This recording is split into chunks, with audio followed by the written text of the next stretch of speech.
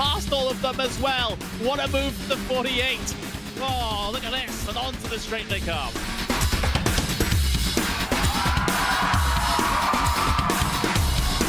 Brilliant move there from number 40 to make it through. That left-hander sliding up the inside, going up now over Hawthorne Hill, down Pilgrim's Drop, and it's brilliant stuff here at Brands Hatch.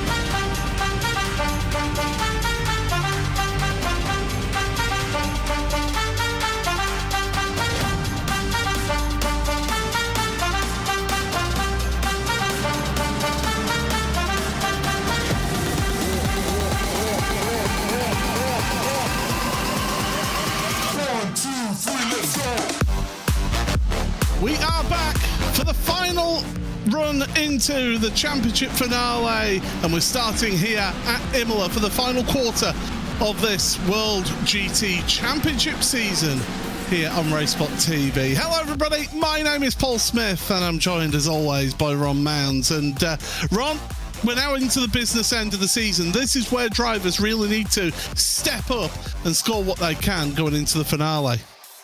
This past 1 week break that we had was really the 2-minute warning for these drivers. We are absolutely in crunch time for this season. If there's any time to pounce, it is going to be now. And to do that, we're running at this absolutely fine racetrack. Imola is an icon in the world of racing, and in these two races we have coming up, I'm expecting some aggression. These drivers looking to pounce towards the end of the season, but also just putting on some absolutely brilliant racing. Yeah, it's going to be quite tricky to overtake around here. It is quite notorious. The run down to turn one, the definite best part to overtake at. Well, here's where we started, all the way at the end of January at the Nürburgring, before heading to Bathurst, to Silverstone, then into Lagos, Sebring, Hockenheim, Monza, Rudd Atlanta, Watkins Glen was our last visit, before we then have today at Imola. Next week, we're at Spa-Francorchamps for the final of our technical rounds, and then the Red Bull Ring in Austria. We'll round off the season at the end of May.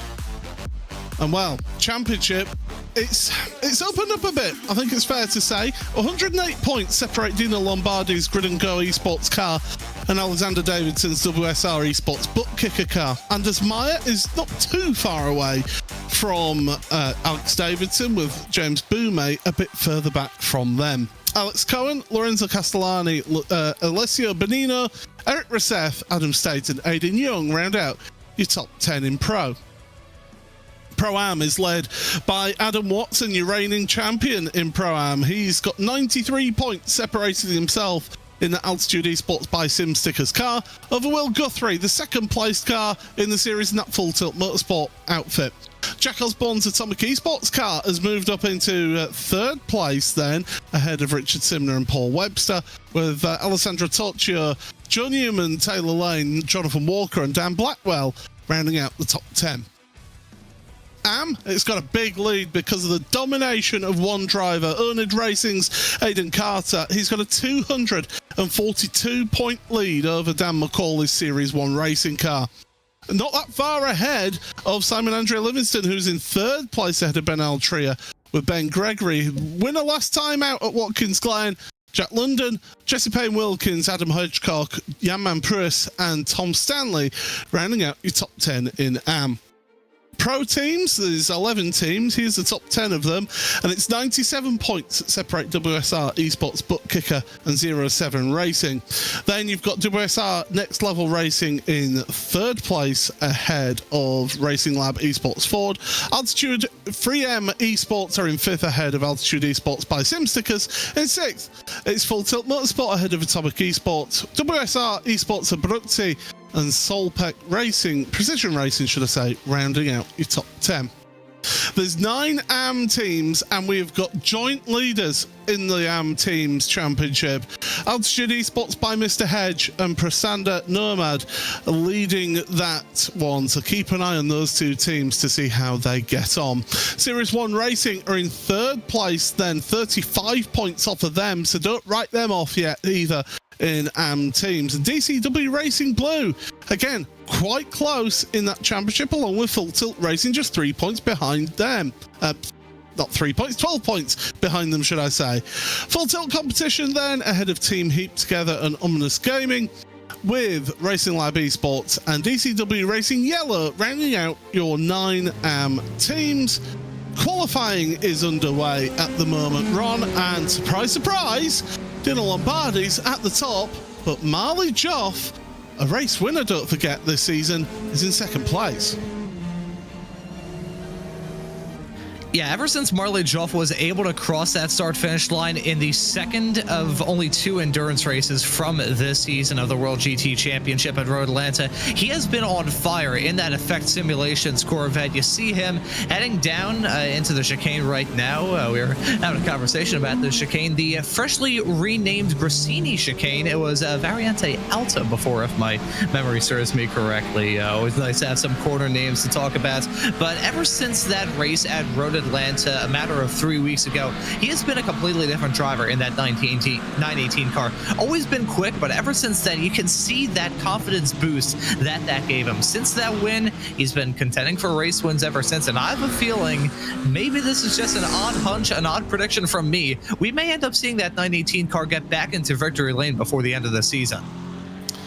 I certainly wouldn't put it past Marley, that's for sure. The Effect Simulations driver doing a good job. It can take people a while to get used to a series like this. It's a little bit different compared to some GT series, as Aidan Young finishing off his qualifying, launching over the Grassini chicane. Yeah, it can take some of these newer drivers a little while to get used to this series, and we've seen it many a time that even World Championship standard drivers really struggle to get to grips with it. Dino Lombardi and Marley Joff, they've come into this like a duck to water and have really picked this up quickly and put everybody else on high alert. And seeing these drivers get their confidence under them, from my own experience running in autocross with the SCCA, being confident was super important, because every single time you'd show up to an event, the track was totally different than the event that came before. You would have to try and get so confident, so easy around that track in basically the snap of a finger. In a series like this, it does take you that little bit of time to start to feel like a duck in water, get used to the competitors, get used to the series, drivers get used to these events as well, and the way that the series is organized. It takes you a little bit of time to get into that comfortable window, but once you do that, you're going to be golden. For everybody joining us, we've got two 45-minute races here today. Malajoff's just going to finish off his qualifying. Now, he's going to head to pit road because his second sector was invalidated, and therefore he cannot finish his lap time. Last car across the line will be Ethan Critchley, returning to the series. And he's been having fun in the world of karting, gets himself up into 5th place in his Porsche, so good to see Ethan out there in that WSR Esports butt kicker outfit. But yeah, qualifying will be over. We'll be able to take you through your grid a little bit time, but just quickly looking at the conditions, it's rather cool out there. It's nice and clear for the drivers. No weather change expected in this first race at least. We should have some really good racing here on. Yeah, expecting that with a track that isn't as greasy as we have seen in some races past. It's been scorching hot for some of the previous rounds of the championship, and these cars have been skidding around like a declawed cat trying to climb up an igloo. Here at Imola, on the other hand, these drivers are going to be confident, feeling good, and feeling nice, cool, and cozy before they get into this race. Obviously, come time for the race and the heat of the battle, that will definitely change, but really looking forward to a track with some rather ideal conditions for these racers. Yeah, air's nice and cool, so the engines will produce all the power that they need here today. So let's take you through your starting grid then, if we can. We've got 46 cars to go through, and it's Dino Lombardi and Malajoff sharing the front row with Anders Meyer and James Boumet in row number 2. Ethan Critchley and Alex Cohen sharing the 3rd row. 4th row of the grid are Jack Cedric and Lorenzo Castellani with Alessio Benino and new driver Matthias Perhonen. I'm going to get that wrong many times. And then Adam Watson, your top Pro-Am, in 11th place ahead of Michael Evdoka on row number 6. The 7th row for Adam Tompkins and David Mendonca, with Aidan Young, Arthur Thurtle then on row number 8. The 9th row, Jack Osborne and Will Guthrie. 10th row of the grid then is David Baker and Joe Newman, with Kevin Simpson and Richard Simner on row number 11. Row 12 for Lewis Ward and Phil Samways. It's the 13th row of the grid for Dan Blackwell and your AM Championship leader and the best AM in qualifying, Aidan Carter, with Paul Webster and Michael Gray on the next row of the grid. Ben Altria and Tim Perry on row number 15. The 16th row of the grid is Andy Shield and Simon Andre Livingston, with Jesse Payne Wilkins and Drew Fletcher. Dan McCauley and Ben Gregory rounding out the next row. Row number 19 then is Taylor Lane and Jack London, with Cameron DeBestos and Luca Monroe, with Alistair Pollock and Stephen Koenig in 42nd. 21st row of the grid. 22nd row of the grid, Alessandro Torchio with Jonathan Walker, Josh Booth, Yaman Pruis, rounding out your 46 car field. We did have a number of drivers with those qualifying bans who are at the back of the grid, so watch for them moving forward. Although Josh Booth, crucial for him, he is where in the championship? He's way down in the AM Championship in the 12th place. He's got a back of grid penalty for race number 2 this evening, so watch out for him having to work through the field. Not once, but twice. What's the keys to this race then? 45 minutes, a pit stop, a tricky track to overtake at as well. I would say these drivers' main key to victory in these 2 races we have coming up is it's going to be a matter of survival. Running around this racetrack, you do have bits of asphalt runoff area every now and then, but Imola is synonymous with being a rather unforgiving racetrack. This track, if you look at the wrong way, it can bite, and it can bite hard. So these drivers really need to keep patient, keep with it. As much as these drivers are probably thinking that they may need to swing at the fences in the late stages of this season, you also need to realize that, hey, if I throw it all away with only 6 rounds left to go, there's really no time to bounce back from something like that. So just being there at the checkered flag is probably going to be, at least from my perspective, the key to do well here at Imola. The main overtaking spots down into Tamburello then for the drivers. We have seen moves being made right here into Rivazza, but it's Dino Lombardi, your Pro Championship leader, the Italian, leading the field here at Imola. It's great to have you along here. It's a pleasure to see all your comments in the chat. Do keep on bringing those during the races. But Dino Lombardi is going to get going early here. We're going to go green flag racing, but that green flag doesn't go right until the very end here. That's where the green flag waves, and we're underway then as we thunder down towards Tamburello. Malijoff's holding on to second place, but only just gets a bit tight through there at Tamburello. Now, can everybody make it through? That's one of the pinch points that we're worried about as we go through here. And we have got a car stopped out there. It's Simon Andre Livingston who's facing the wrong way. We stay green flag racing here, though, as they head into Villeneuve for the first time. And as you said, Paul, talking about the choke points that these drivers have to try and negotiate with at the very beginning of this race, after that long flat-out blast to take the green flag, those two chicanes of Tamburello and Villeneuve can really be a spot to catch these drivers out. I've already seen some drivers run into difficulties. An unfortunate moment for Livingston in that Mustang as the field heads their way off into the mid-sector. Looks like everyone managed to get through those first chicanes rather clean. It's Lombardi just pulling out a bit of a lead. We've got side-by-side action into Aqua Minerale. That's not normally a place that you want to be trying to make the move. Arthur Fertel, though, trying to get ahead of Aidan Young as they're now heading up towards the Grassini chicane. Pulls back into line, though, does that Arthur Fertel car as they go through Grassini. Now, that's one of the spots that you can pick up a slow-down penalty if you run too far wide, or if you cut across that chicane too much, then you can get yourself a slowdown penalty. And on lap 1, that is absolutely brutal. I can tell you that from bitter experience. End of the first lap then. Dino Lombardi leads by 1.1 seconds over Malijoff. Anders Meyer is in third place ahead of James Boumet. Ethan Critchler stayed in fifth ahead of Alex Cohen. Castellani's moved up a place into seventh, and Pierre Honnen is up 2 places into 8th place. Here's the onboard from Alistair Pollock, and this is one of the few places around here that you can relax on this long straightaway.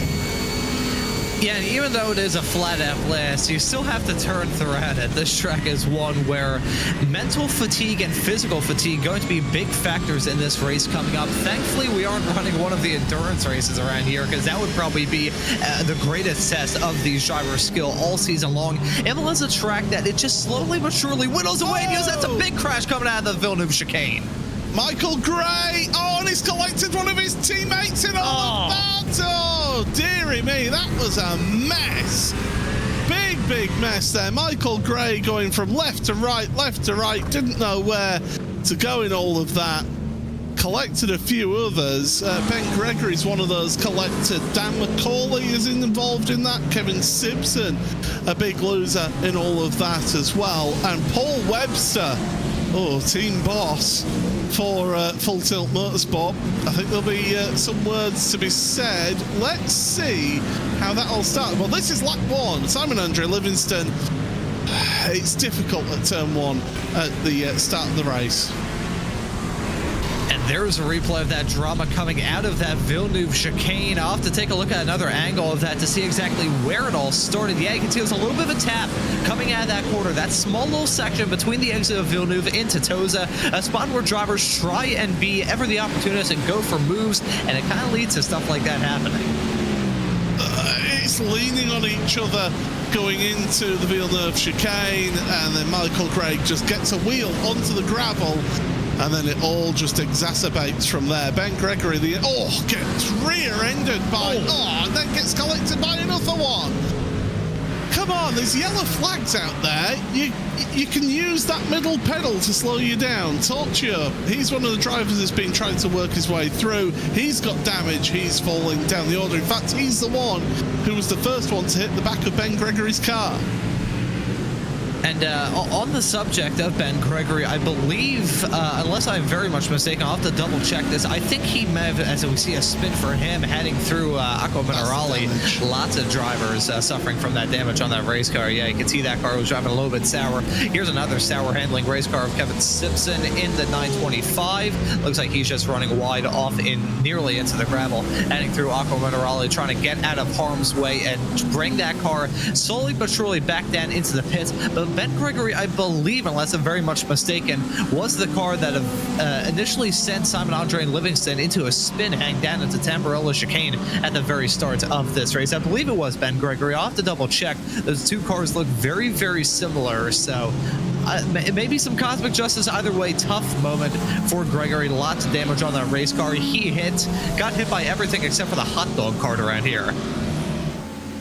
So a couple of drivers onto pit road then. Alessandro Torchio, Kevin Simpson, Ben Gregory. Taylor Lane did not actually take the race start in all of this one, so big drama in this one. Well, we've still got 40 minutes remaining in this race. Dino Lombardi's got a 1.2 second lead, 1.3 second lead over Marley Joff at the front of the field, but Anders Meyer is under pressure from former champion, pro champion here in James Boumet. 4th place for him right now, and it's been a testing season for James, hasn't it? Because he's changed into a McLaren this season. It's the first season that the teams run that car. Would you say that's an element of just learning what the car can and can't do, and how to set the car up properly?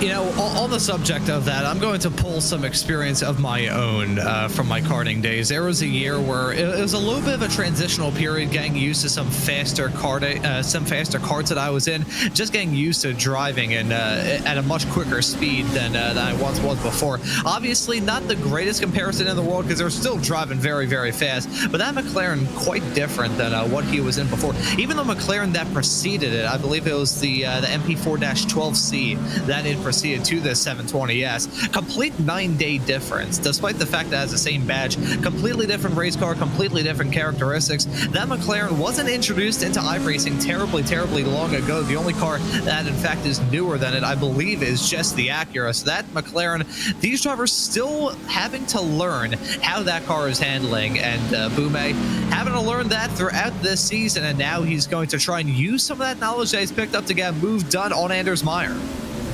Meyer not even protecting the inside line there into Tamburello, so obviously feels that he can work together with James here, use a little bit of slipstream, get a bit of fuel saving done perhaps here for Meyer in that big Ford Mustang. Another new car is that Mustang, and it's taken people a little while to get used to that one. Ethan Critchley, well, you can tell he's got the karting credentials. As soon as he sees gap, he goes for a move, and he's trying to make the move there at Tosa in that Porsche 911 GT3R. Your leader in Pro-Am at the moment is David Mendonca. He's currently finding himself in 15th. Oh no, sorry, it's Adam Watson in 11th place right now, your leader in Pro-Am. Your Am leader, well, surprise, surprise, is Aidan Carter. Is where he started as well, so he's in the middle of a big pack of cars that have all been changing position. He's exactly where he started, is Carter. You know, Aidan Carter has had an absolutely monumental season in that number 43 Owned Racing Corvette. It was a streak of 8 wins in a row. I'm going to have to double check my race winning graph, but it only got stopped by Ben Altria winning the second race at Watkins Glen a matter of 2 weeks ago. But despite that, Aidan Carter, they have been on a tear thus far this season. That Corvette, when it hasn't been up towards the front in AM, it certainly has been close to it. And looking at off a very good season for Aidan Carter. A return to victory lane would be nice. A 6-win race win streak would not be as good as the 8-win streak that came before it, but hey, 6 wins in a row is still 6 wins in a row. I don't think Aidan Carter's going to turn that down one bit. Now you see, my race results is saying Ben Gregory won Am last time out at Watkins Glen, so we're going to have to look in the record books there, I think. In all of that one, let's have a look. Round 16, as we're on board with Cameron De Bastos, who's shaking his head. He's not happy in all of this. I do believe that Ben Gregory did win in last time out. He finished 24th overall. I blame my dyslexia for that, and I will swiftly and abruptly change that. It's a Ben. Absolutely right. It's a Ben. It still wasn't Aidan Carter. It still wasn't Aidan Carter, so I guess my point about the race win streak coming to an end is correct. I just had the wrong guy. Yes, that's absolutely right there. But, well, one driver who isn't worrying about all of that is David Mendonca here then, in that Porsche, that Solpec Precision Racing Porsche. Lovely livery on that one. And as we go down towards Rivata, once again, we're 10 minutes in the book here. Now, these cars are fuel cell limited for these races. And I can tell you it's 50% fuel cell. Now, normally you would say a GT3 car with half of a fuel tank would last about 30 minutes, wouldn't it? So, any time from, well, in the next 5 minutes, you should be good to finish the race on a pit stop.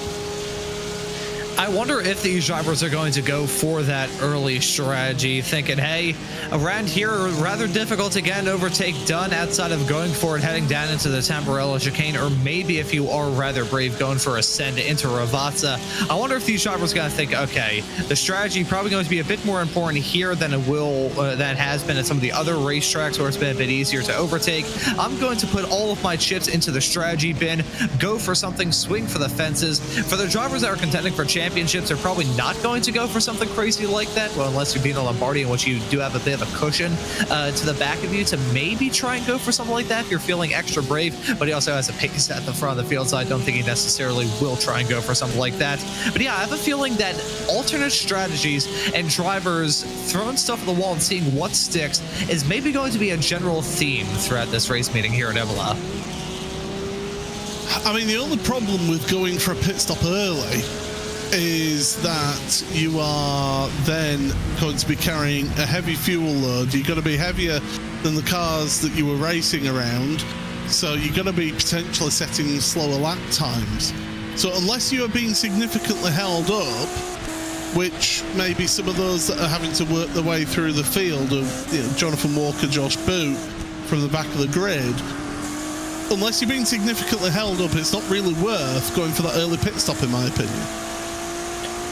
Yeah, I'm sure these drivers are going to be running all the permutations through their head, thinking, okay, if I come in now, will I be able to make up that gap? And also, for these drivers and their decision to come down pit lane, will you find yourself in even worse of a situation in terms of track position than you once were? Obviously, you're going to lose out on some spots, but if you find yourself in a pocket of clean air and you're just running the laps and you're like, hey, well, I'll come in this time by, let's see where I'm exiting out. Oh, I exit out in the midst of a hornet's nest. It looks like the parking lot of Walmart on Black Friday with a half-price deal on televisions. Nope, I'm going to stay out. I'm going to allow that to kind of sort itself out and then build a bit of a gap, build a cushion whereby I can say, hey, I'm confident I will come down into pit lane and let's do it and get out in some clean air. I've seen many a racer come in for an early stop, find themselves in a troubling position in terms of track spot, and then a 2.5 second gap they have at the front of the field gets completely wiped away because of a strategy call that wasn't too far out there. It was just ill-timed. Yeah, so strategy is going to play a big part of this because it is difficult to overtake, and if you pit a lap or two earlier, it's not too bad than the competitor that you're racing around. It's if you're pitting in the next 2 laps and then going for the rest of the race, you're going to be at a significant disadvantage then for a lot longer. We'll have to wait and see. Drivers going through to reach the 13.5 minute mark of this race.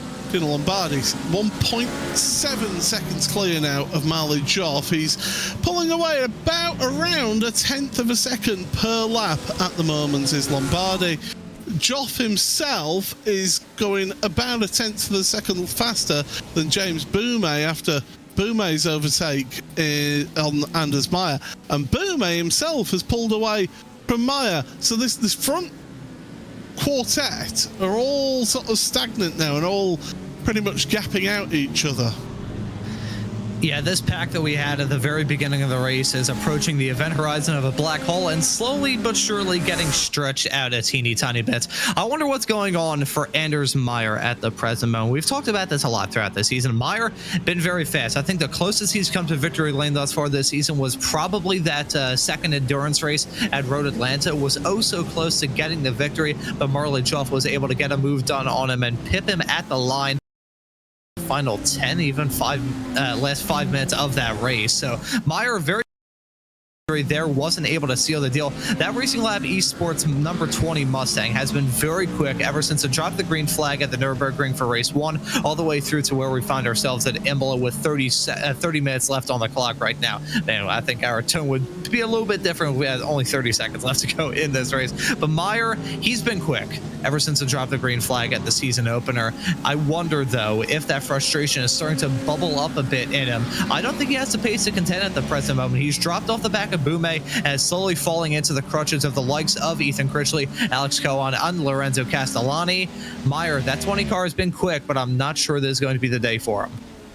Meyer has been improved this season, though, it must be said. He's found himself 3rd place in the championship fight, so he's really come on compared to previous seasons and is looking good for it. That is for sure, as Anders. So, don't write him off. He's an outside bet on the championship, but really, you would have to say it's Alex Davidson and Dino Lombardi for that fight in the championship. And speaking of Davidson, well, he's not here today.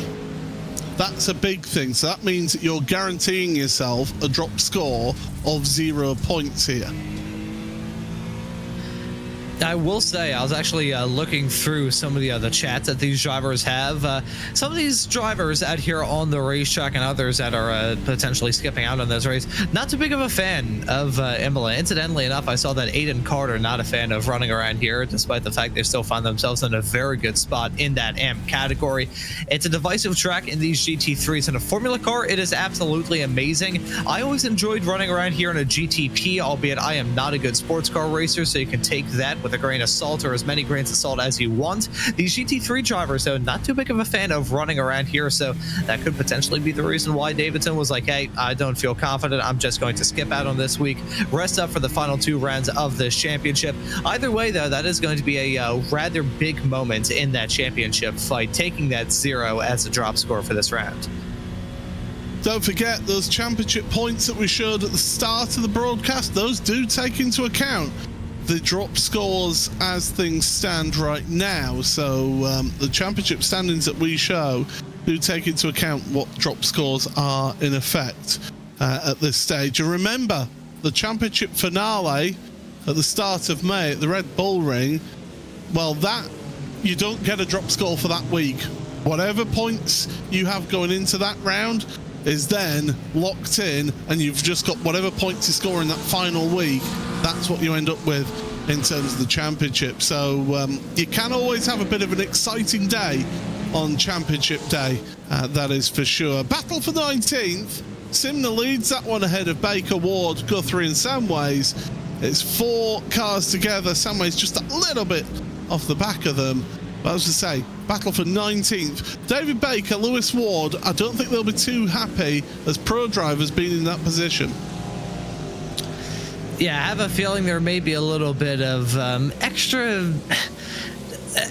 frustration potentially when it comes to a series like this. And this is not a series where this is completely unheard of. There are some other series on iRacing that have the same classification of car, with the drivers just broken up into different categories. When you have that interclass mingling, it's frustrating, because let's say you're a pro-am driver involved in a battle with an am racer. You kind of feel like they should probably get out of the way of you. If you're a pro-am driver and you're running with a pro, then you kind of feel like, should I get involved in this battle too much? Is that pro driver going to be upset? If you're a pro driver, if you see an am or a pro-am, you just want them to get the heck out of your way. That's the small little interesting dynamic that these drivers have going on with each other, depending on what sort of class they find themselves in. Always adds a nice little intriguing element to it in my book. Certainly does, yeah. Really does. You have to sort of pick and choose and who you're fighting with, but also you've got to think of that big championship picture, because of course anyone new to this series watching tonight, the different categories do not have their own individual point scoring. It's all just 1 point scale depending on which overall position you finish in. So if you're for example an AM driver and you finish in the top 10, and your next rival in AM finishes in 30th, you're getting a huge haul of points there.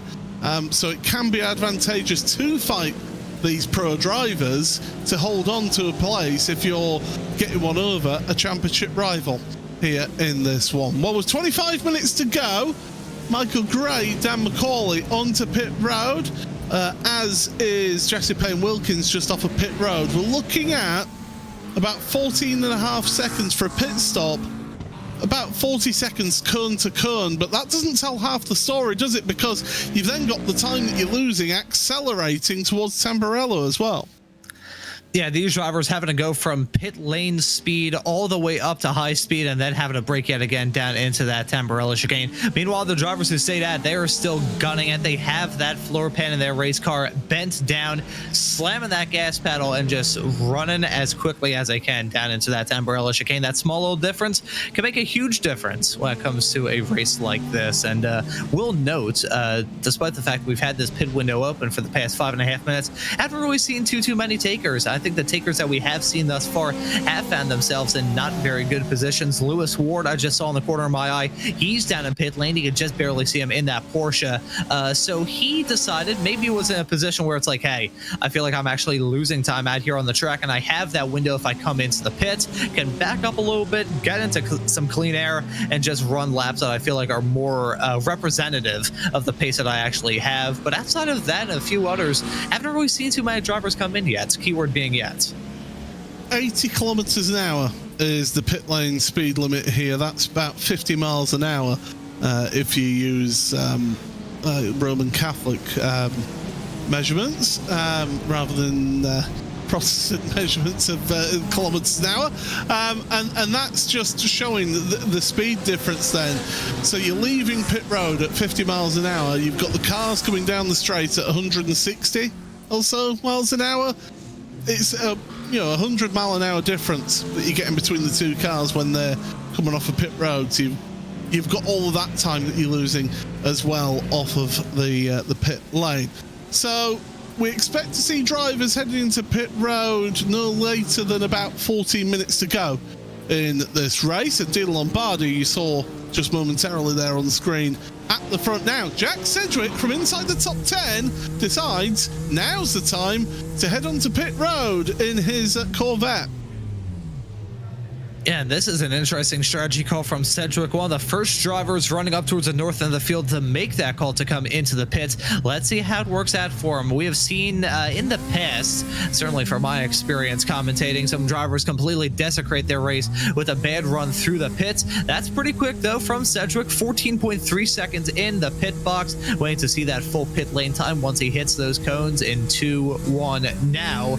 There we go. So 40.8 seconds down pit lane in its entirety. 28th place is where he finds himself at the present moment. Now 45 seconds back of your race leader of Dino Lombardi. And one thing to raise on that pit exit as well, it's like joining the highway in a sense when you're trying to get up to speed and everyone else is coming up behind you. You're just looking in your rear view mirror, seeing like a truck, or I guess call your Brit, so a lorry coming up at you, going like what feels like twice the speed of sound. You just look in your rear view mirror and the only thing that goes into your head is just an intense amount of screaming. We use truck as well. It's not just lorry, it's also truck as well. They're interchangeable terms over here in the UK. Well, at least in my part of the UK as well. I have one thing to raise about all that. I'm not going to say who this was. It was a co-commentator of mine for a different broadcast that I was doing, and he said to me verbatim that because I'm from the city of Philadelphia, English is not my first language. So that's going to be my excuse, and I'll stick to it. I'm from Yorkshire. English isn't my first language either, so there you go. Ethan Critchley has lost a position in this race. Alex Cohen's made it past him as they go past a car that's just going slow out of pit road. I believe that was at Luca Monroe.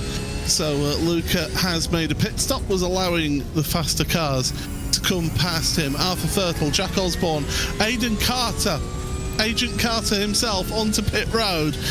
So from the lead of Am, so he's decided now's the opportunity to get himself some more fuel. Jack Sedgwick, pitting from the top 10, he must have seen a gap, or must have had somebody in his ear saying, you've got a gap on the road to fall into if you pit now. That can be worth something to you, can't it? Yeah, it's the best way I could describe it. It's like going out fishing and you finally get that catch after a whole day of just picking up plastic bottles and random crap that's floating down the river. When you finally get that fish, all that struggle is going to be worth it. And as we saw riding on board with Sedgwick as he came out of the pits, he found himself in a perfect windows down the inside, heading down into Ravata. That's a bold stuff from Ethan Critchley. Not sure if that's going to work out too well. So close to coming to blows with himself in the 95 of Alex Cohen. They stayed line astern in 5th and 6th respectively, but the point I was going to raise was that Sedgwick came out of the pits practically all by himself. He was in the midst of no man's land when he came out, and I think, as you said, Paul, that may make a huge difference for how he finishes his first race of the evening. I think that was a little bit impatient there from Ethan Critchley. Because if you try and make the move there, you've got to make it stick. Because if you don't make it stick, you're losing out all the way down the pit straight. And when you consider that pit straight is a long straight there. Okay, it's not exactly straight, but it's flat out. You lose out that speed on the car in front. So if you're going to make that move into Ravata, you have to make it stick. Aidan Young onto pit road and getting himself set for another stint as he comes across the pit exit line. And just in front of him, I believe, is Adam Watson. Yes, it is. So, so Aidan Young trying to fight for position then, because Watson was your leading Pro-Am. Yeah, there's going to be a nice little scrap between these two. Aidan Young, always a good driver to keep eyes on in the 427 car. I've gotten the opportunity to call many races that Aidan Young has been a part of, and whether it be in GT4 machinery, whether it be some radical SR10 machinery, or whether it be here in the GT3s, Aidan Young is a very fast racer, currently running in 23rd as it stands at the present moment. Always like keeping tabs on him. Leader onto pit road, Dino Lombardi deciding now's the time to pit. So Marley Joff is your race leader. So the Acura not proving to be as frugal in the fuel department compared to the Chevy Corvette of Marley Joff. James Boumé, who's always been an economical driver, he stays out along with Alex Cohen, Castellani, Bonino and Evdoka. They're all out there. David Baker's stayed out. A big chunk of cars onto pit road right now.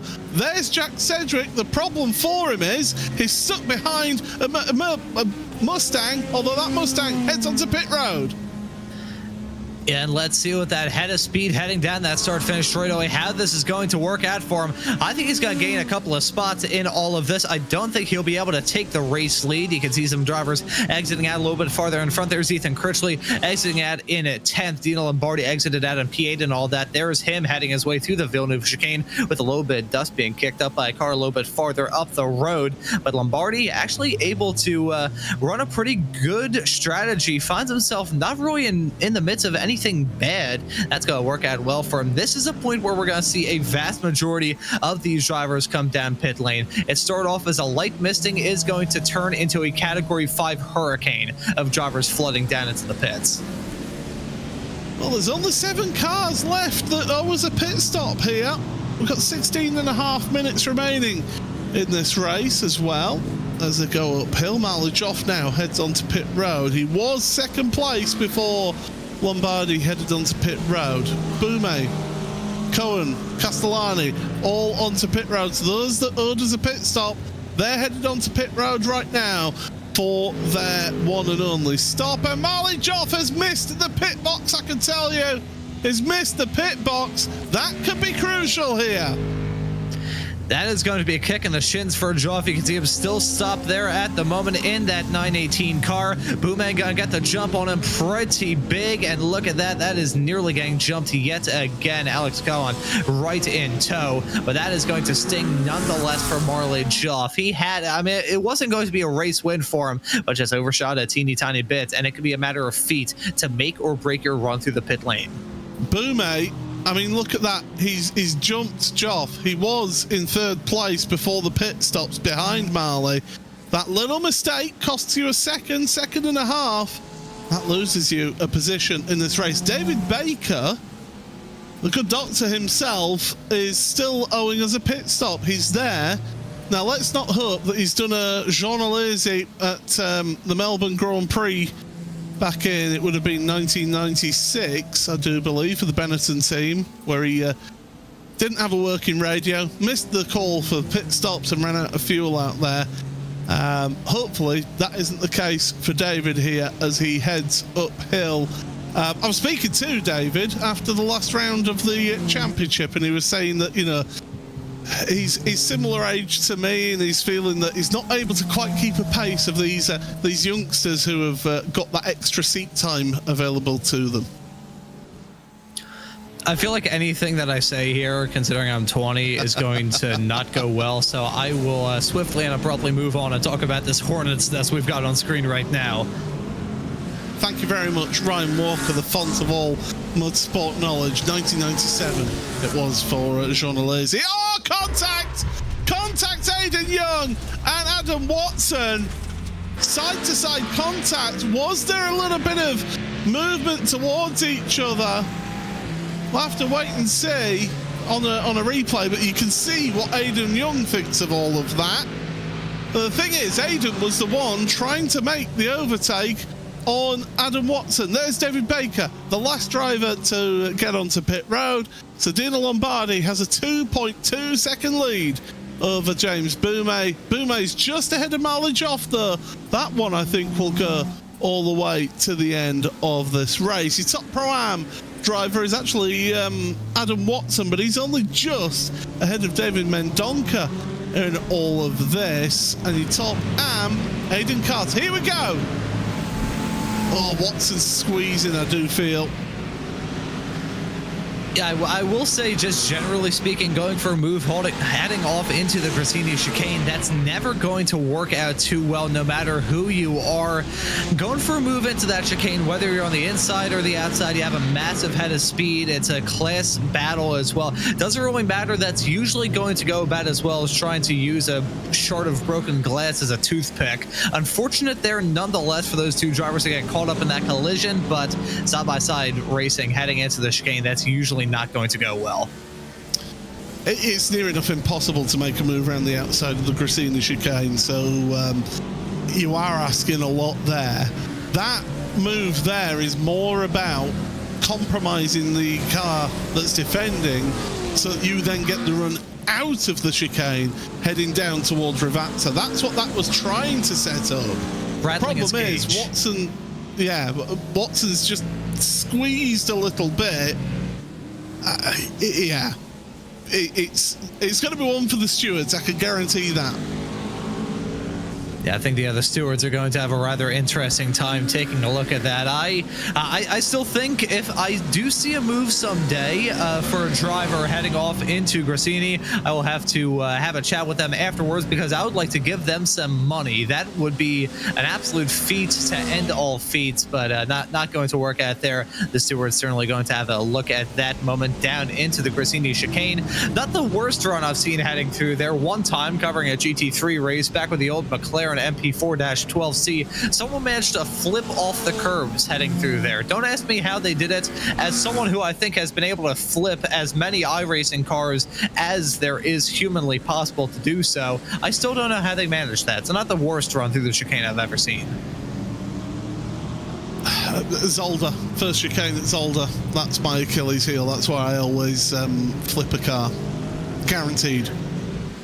I remember doing a broadcast of a race at Zolder, and just going from one end of the screen to another, a driver in a spec racer Ford was basically levitating above the track after hitting that inside curb.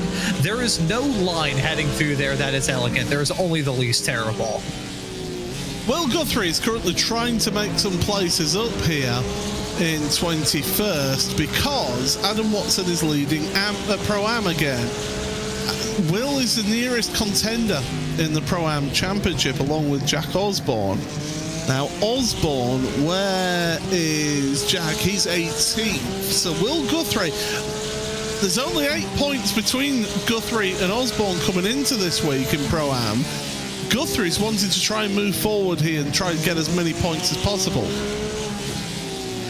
Yeah, and as we said right towards the top of this show, it is crunch time, and these drivers got to look to try and seize every single opportunity that may fall into their lap. It could be a matter of a couple of spots between the start of the season and the end that can make a huge difference in those class championship battles. So, may not seem like too much out there on the racetrack, but one spot can do you a heck of a lot of favors in a series as close as this.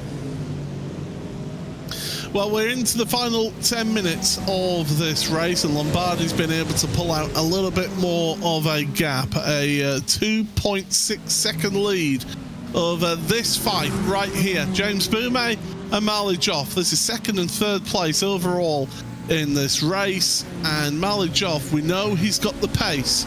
He qualified in second place, don't forget.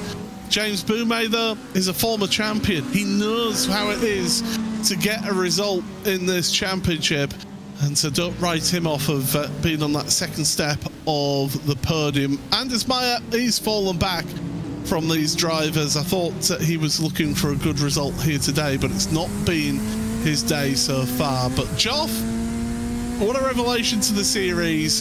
Get that endurance race win, and he's really looked really at home now that he's got used to how the championship works.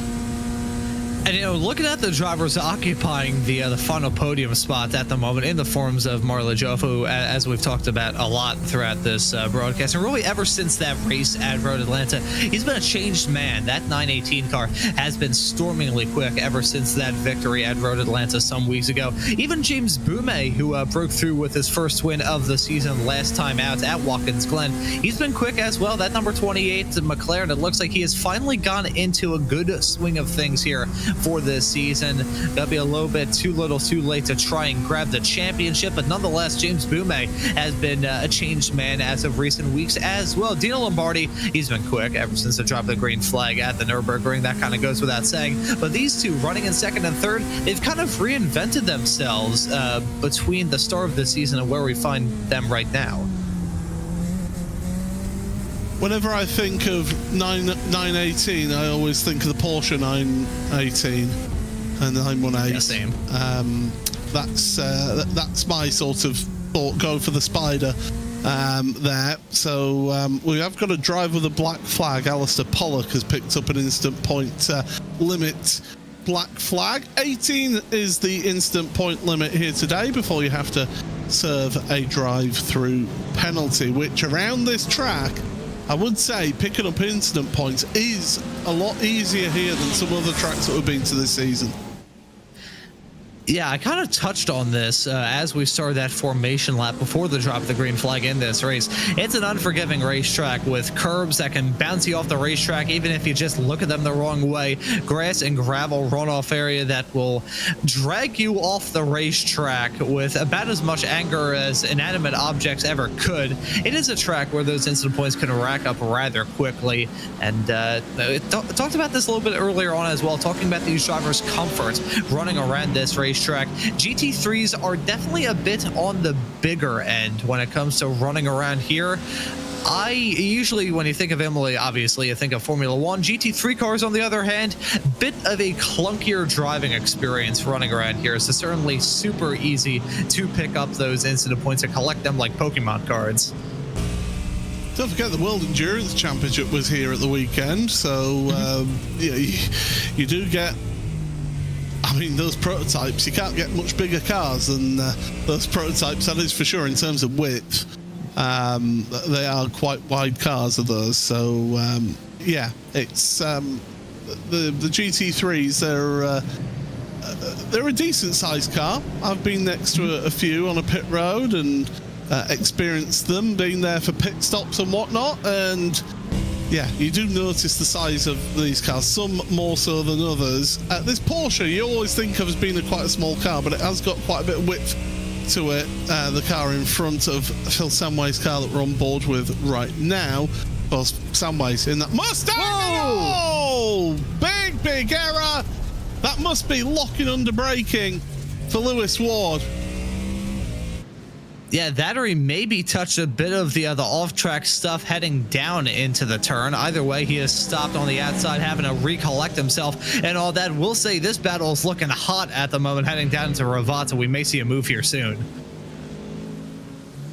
Yeah, very easy to lock your rear wheels if you pull down the gears. Usually, though, these cars do have a bit of money shift protection, and yes, you're absolutely right there. It was the grass on corner entry that did it, and around it goes like a pendulum. Of course, that Porsche rear engine, as soon as the back end goes, there's no stopping it.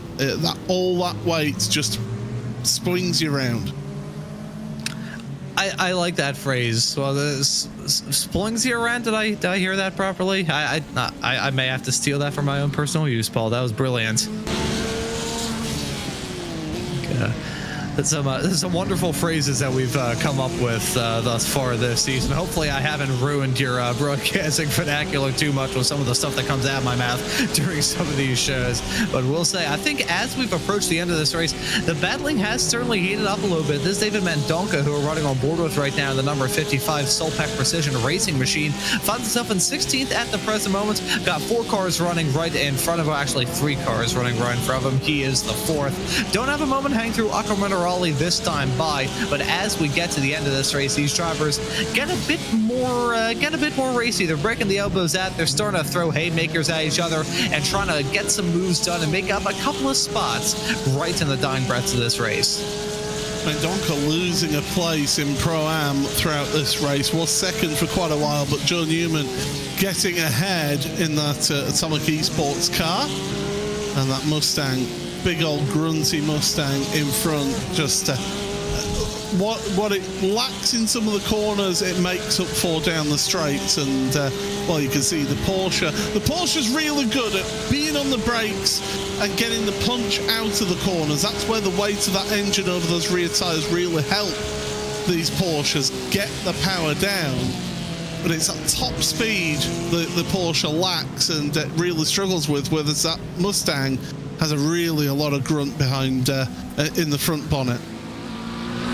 V8 power, that's always going to help you out at a racetrack like this. Imola, as much as Monza may be considered to be the temple of speed, Imola, it's always been a fast track, and unfortunately, because of the events that happened in 1994 with Formula One around here, they added in the chicanes at Tamburello and Villeneuve. I got to imagine, though, how terrifying the run would be, even nowadays with modern safety standards, going flat out from the exit of Ravazza, or they probably have the start-finish straightaway chicane still if they didn't add in the ones at Tamburello and Villeneuve. But imagine how terrifying of a run that would be nowadays if they didn't have those 2 chicanes. And imagine how productive of a run it would be for the Mustangs running around there and some side-by-side racing involving some McLarens down to Tosa. Well, don't forget that prior to the changes that were made back in 2006 around here, there was a chicane right at the back of the grid on the start and finish straight, so you didn't have that full speed run all the way down to Tosa, but it was still a pretty fast run. I always remember the clip of Nigel Mansell trying to overtake one of the McLarens in a Ferrari, did a full 360 spin because he was forced onto the grass on the run towards Tosa, and the crowd absolutely loved him for that. He was nicknamed El Leone by the Tifosi, and you could see why, because he fought like a lion, did Nigel Mansell. Nigel Mansell, by the way, is selling all of his sports cars and Formula One cars. So if anybody's got a spare few £1,000,000, can you lend it me so I can buy his Williams FW14B, please? Yeah, I would make a swing at that myself, but at least from my perspective, I barely make enough money to afford Greek yogurt. So sadly, I think that's a little bit out of my price range for me at the present moment. Dino Lombardi, though, is going to be feeling like $1,000,000. He's on track for another win thus far this season. He's going to be taking a white flag this time by. I would love to have one of Nigel Mansell's old Indy cars back when he was running here in the States in 1993. And I think he did run the entirety of the 1994 season. Was not a very good one for him. Had a pretty significant championship championship hangover, but him in his IndyCar days, that was always pretty fun to see. But the white flag is in the air for Lombardi. I believe he didn't actually complete the 94 season IndyCar. I think there was a falling out because Williams asked him to go back to cover select Grand Prix for them. I can't remember exactly, but I remember Mansell not being there to see out the season, if my memory serves me correct. Mind you, that is 31 years ago, so it has been quite a while for me. But one driver who it hasn't been a while for is Dino Lombardi. But look at the two behind him in second place, Boumet and Joff is all over the back of James Boumet. There he is in that effect simulation car. He is putting Boumet under some incredible pressure. They're going to go side by side down towards Acqua Minerale. That's a brave move. Oh, and a bit too brave from Marley. He runs wide through the runoff. He's fortunate that there's runoff there. Yeah, very lucky that there was runoff heading through there. If he ended up in the gravel or even in the barrier, that would have been race ending. As more drama, that's involving Meyer, and that's Alex Cohen in the number 95. They've come to blows coming out of Acqua Minerale. So what's happened there? Ethan Critchell's got a black flag, so 2 and 2 together makes 75, but one driver who's not worried about all of that is your Pro Championship leader. Dino Lombardi is going to come across the line as a race winner here in the World GT Championship once again. Fantastic result here for this round number 17 of the 17th season of the World GT Championship. Another pro win for Lombardi. Looking further down your field, rest of them coming through. Alex Cohen's going to finish across the line in 8th, but that will change as things go. Anders Meyer was slow across the line. Did he run out of fuel at the end there, perhaps? Issues for him. Your leading Pro-Am is Adam Watson. He's going to come across the line here ahead of Jack Osborne.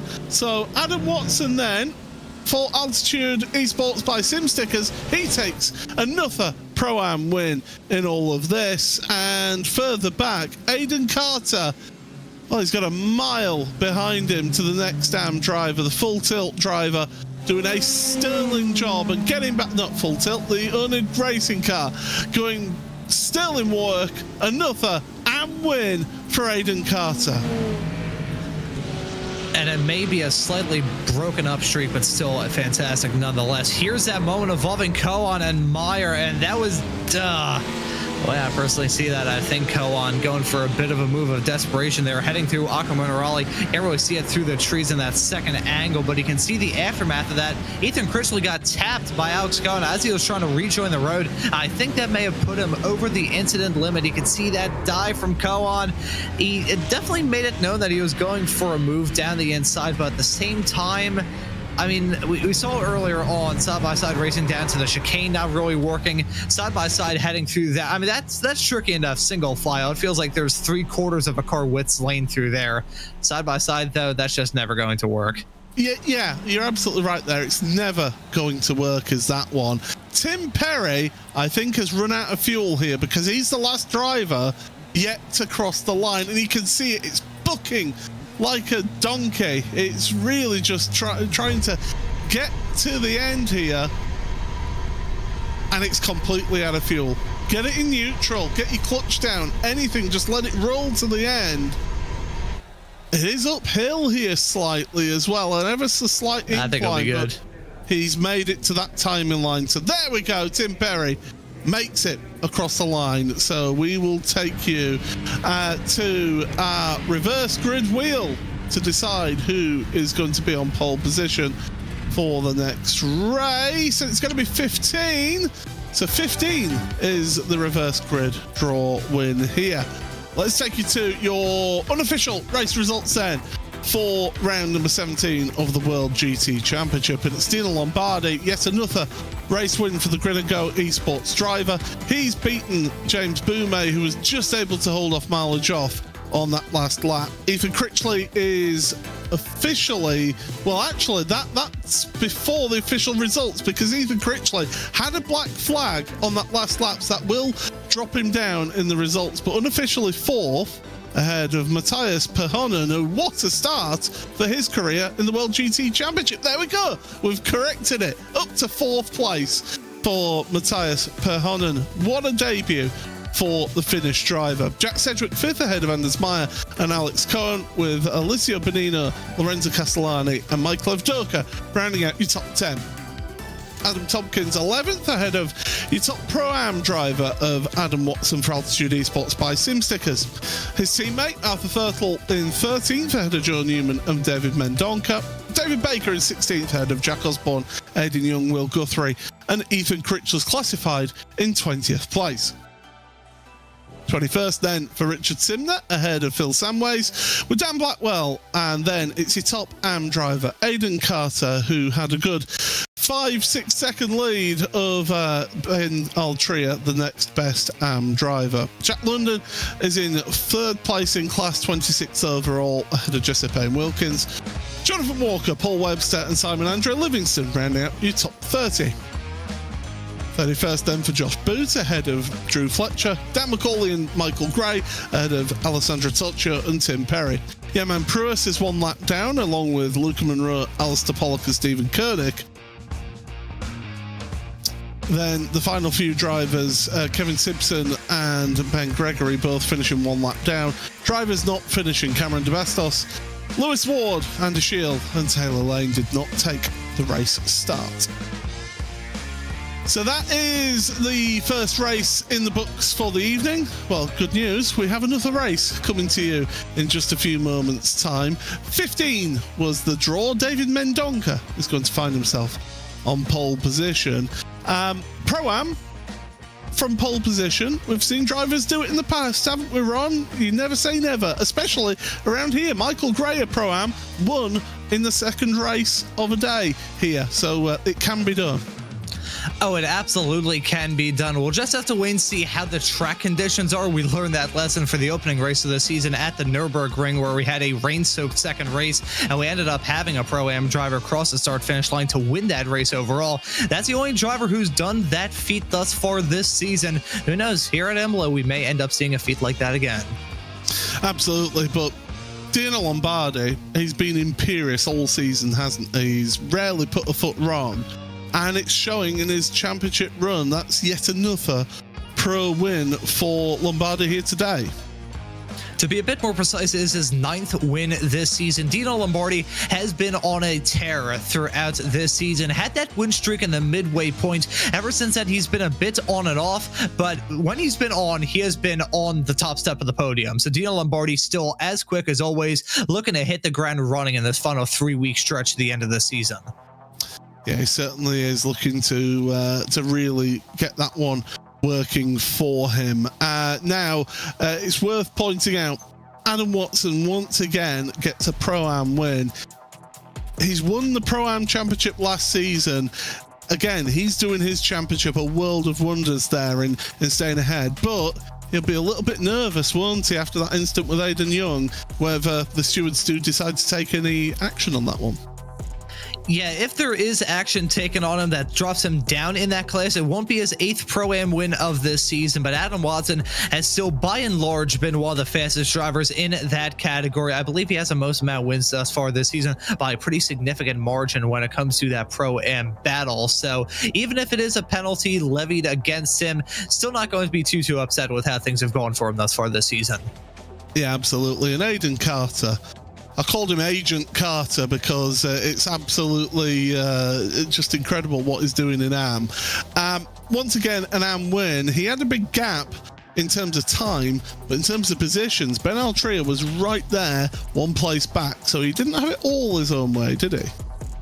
Yeah, he did not. But again, that cushion that they've built up throughout this season certainly going to be helping Ian Carter throughout the end of this season when it comes to that AM championship battle. As you raised earlier on, these drivers are scored points based off their overall finishing position, not their class spots. So as much as it may not be a big points haul for Aidan Carter from this first race, a win is a win. It's their 9th win of this season, and that's still going to be a very good one. Absolutely. Well, stick around with us because just a few moments time it'll be round number 18 of the championship with that inverted grid. The top 15 switch places. How will they get on in that one? Stick around. We'll be right back after this.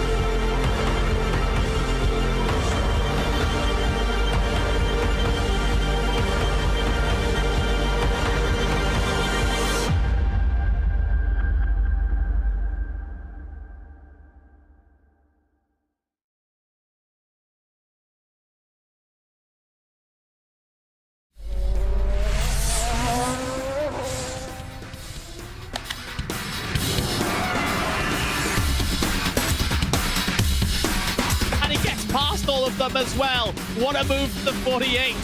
Oh, look at this. And onto the straight they come.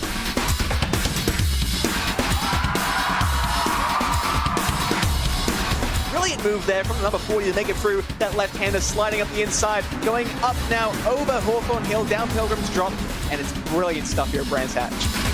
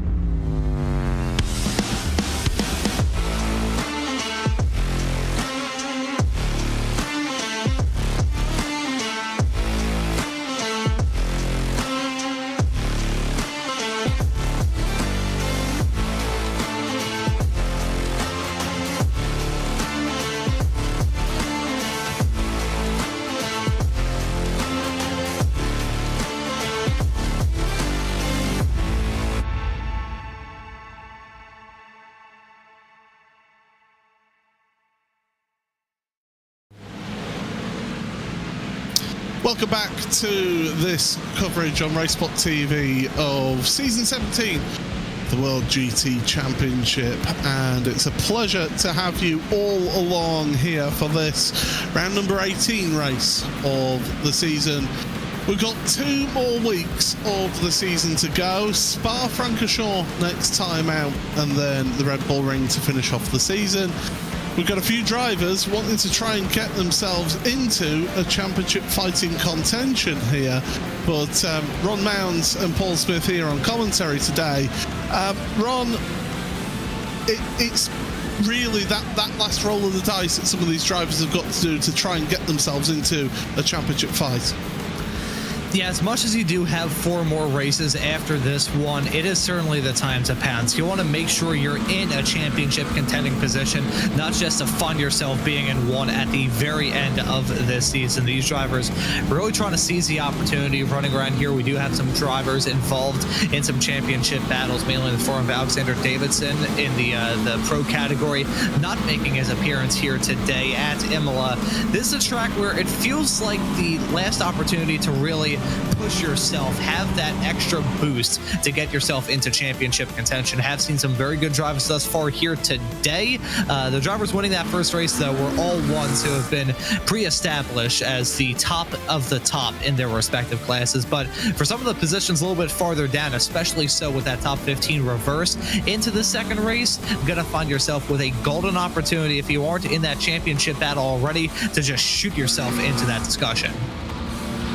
Yeah, we've got about 2 minutes of practice. Now, something that we were talking about in the ad break that I think is going to be crucial for the drivers here in the second one is track conditions, because you pointed it out to me, Ron.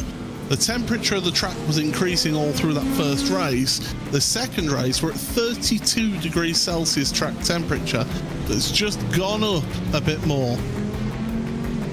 Yeah, I'm not sure how exactly it works out from Fahrenheit to Celsius. I'm just going off of my perspective, which being the American on this broadcast, it's showing me on iRacing as it being in Fahrenheit. It's about 82 degrees Fahrenheit at the end of that first race. Here it's 90, so that is certainly a big jump up. I think it would be about, I'm going to guess here, about 28 degrees C, 82 Fahrenheit. That's probably a completely inaccurate guess, but still a big jump nonetheless. Well, if you do go to the live timing and scoring, which is available at the top of the YouTube chat, it does actually give you in both in the former colonies temperature gauge as well as in Celsius. So there you go. That's it gives you both gauges of temperature for you in the live timing and scoring that's available to everybody here watching this broadcast here today. Do make sure you click on that link and check it out. You can get a lot more information than just us two talking about what's happening in the race. But with half a minute left, it's a beautiful part of the world where Imola is. Of course, used to host the San Marino Grand Prix. It's now got the Grand Prix back there, although it's under threat once again at this Imola venue. But these drivers, a lot of them don't enjoy this track because it's a challenge and it's difficult to overtake at.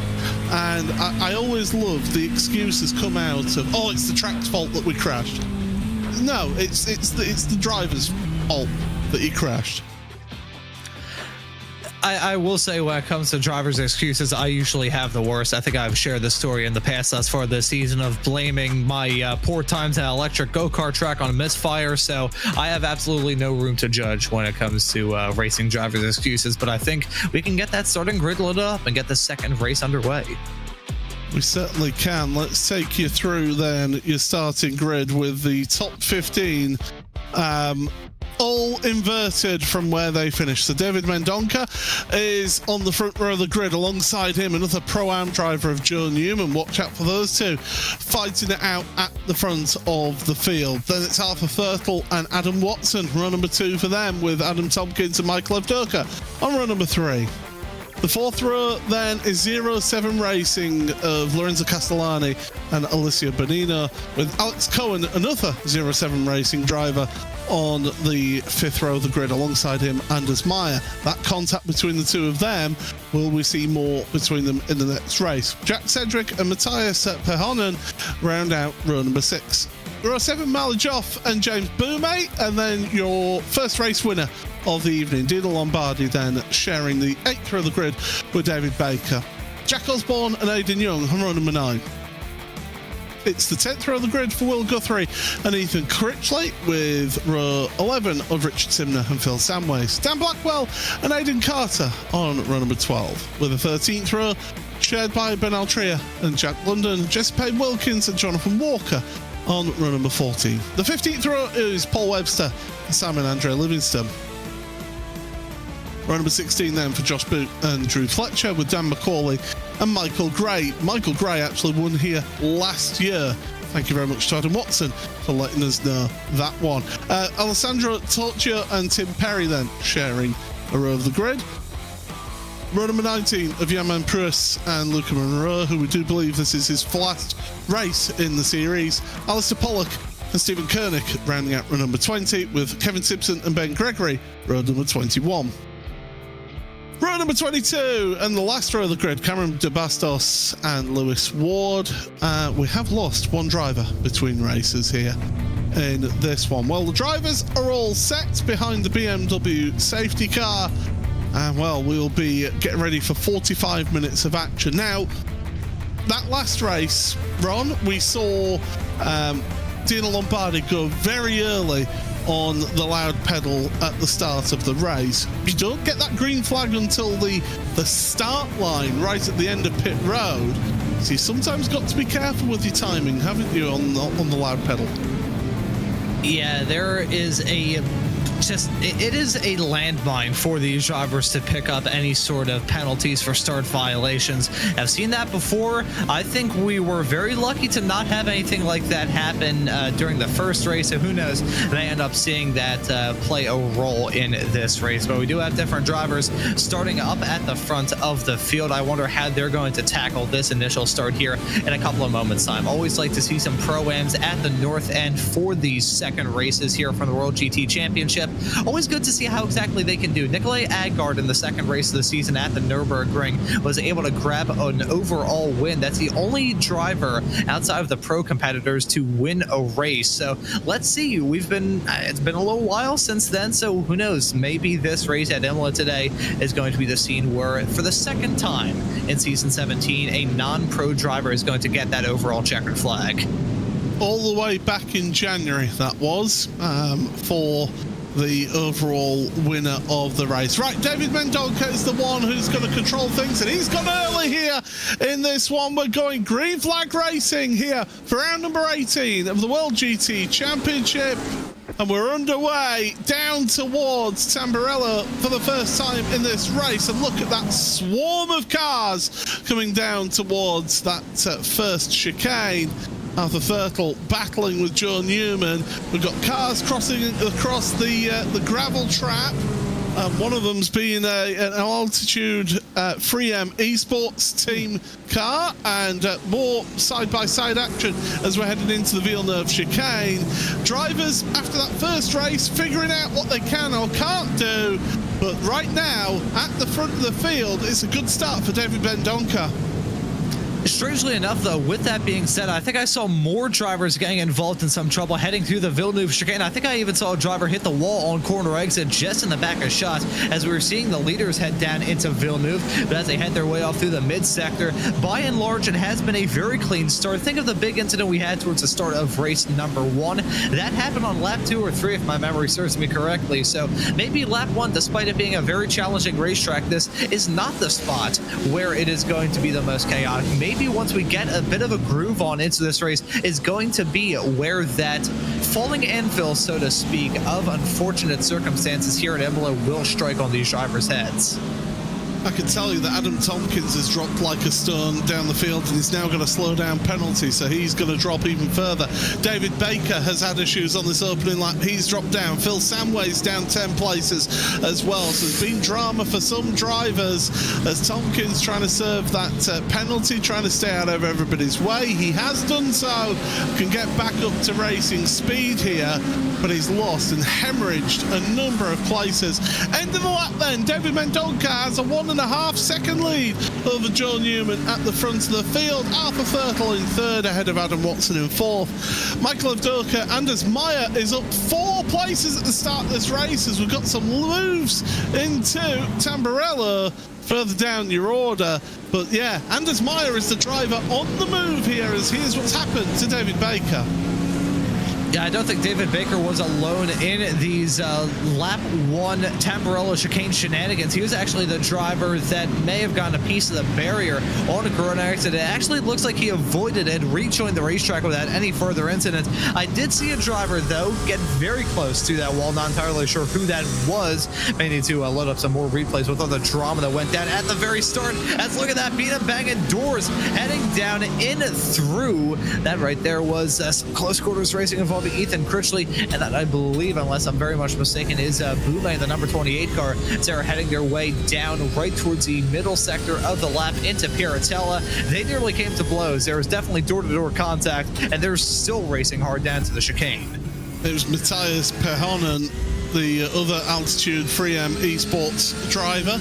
who had that side-to-side, door-to-door contact into Piratella. That's what forced Ethan Critchley wide. And meanwhile, Aiden Young, he's getting a box seat for this Ethan Critchley fight in front.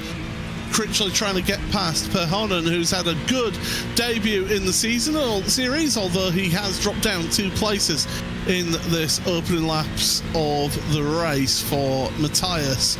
But Young looking in his mirrors, looking to see what's going on. Nobody close enough to make a move so can focus forward into Tamburello once again. And you know, as much as it may not be a side-by-side fight, having a car that is just applying that pressure, it can do something like that to you. Just having to always look in your rearview mirror. It's like, okay, are they looking at the inside? Are they dropping down a little bit? That'll just take away a little part of your brain. What makes a fantastic driver here on iRacing is being able to compartmentalize that sort of stuff, be able to have a side-by-side fight, and also worry about hitting your braking markers and really just acing a lap around here, which around a track like this is super, super important. Here's Paul Webster. He finds himself involved in a little bit of a Hornet's Nest right towards the tail end of the top 30. That 888 Full Tilt Motorsports car, currently classed in 27th, just got a move put on him by a McLaren right in front. Yeah, Paul Webster, and ahead is Jesse Payne Wilkins, the AM driver, who's ahead. Webster, remember, getting involved in that shenanigans down at Tosa on lap 2 of the last race.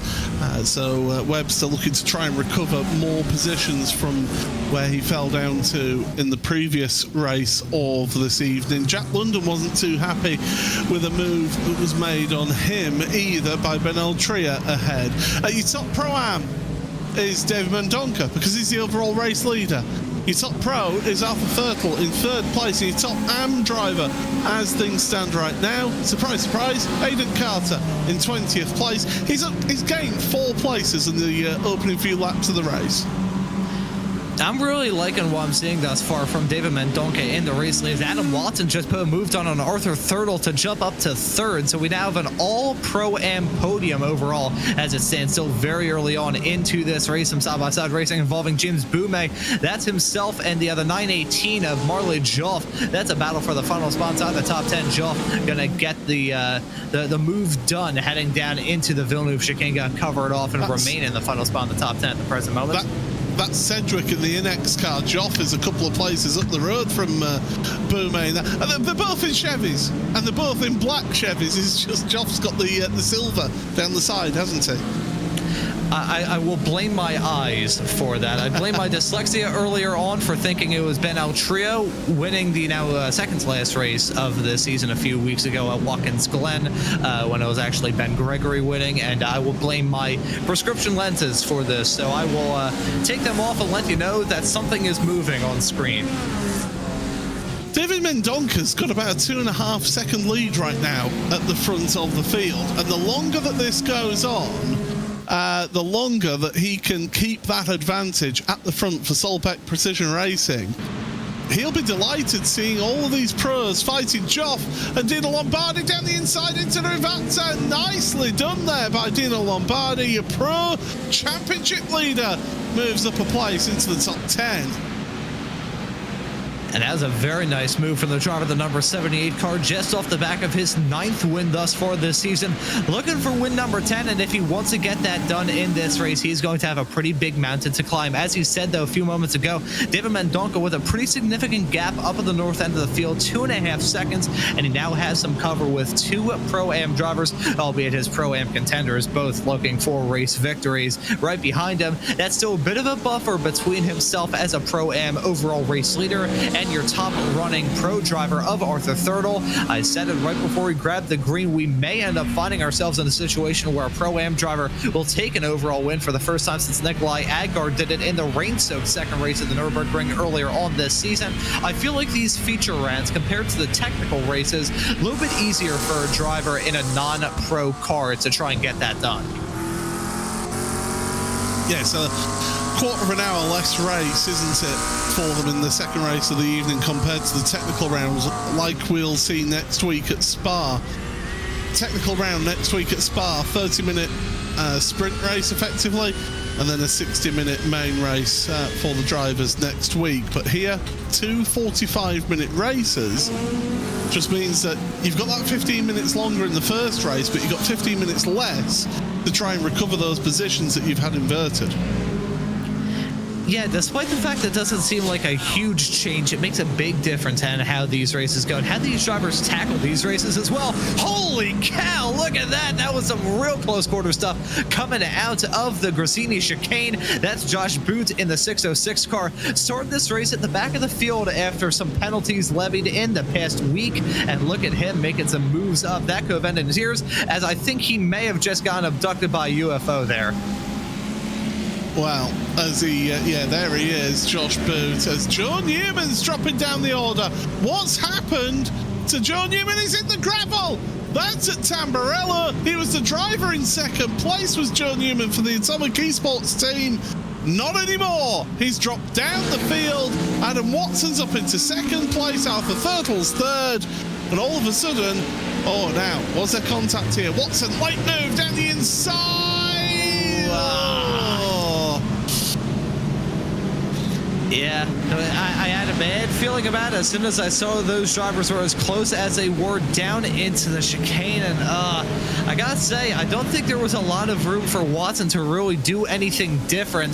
Tough to get moved down the inside, doubly so when your competitor is taking up half the track. As look at that, nearly coming to blows as Anders Meyer and Lorenzo Castellani, Alex Cohen got moved on his teammates coming out of Aqua Minerale, and Dino Lombardi got maybe think about getting a move done. No, side-by-side racing, heading off to the Grassini chicane, usually going to go about as poorly as you could possibly imagine. But these drivers deciding that now in the second race, maybe that pressure of this encroaching, this current season encroaching upon its end, these drivers are kicking on the hyperjets very early on into the second race.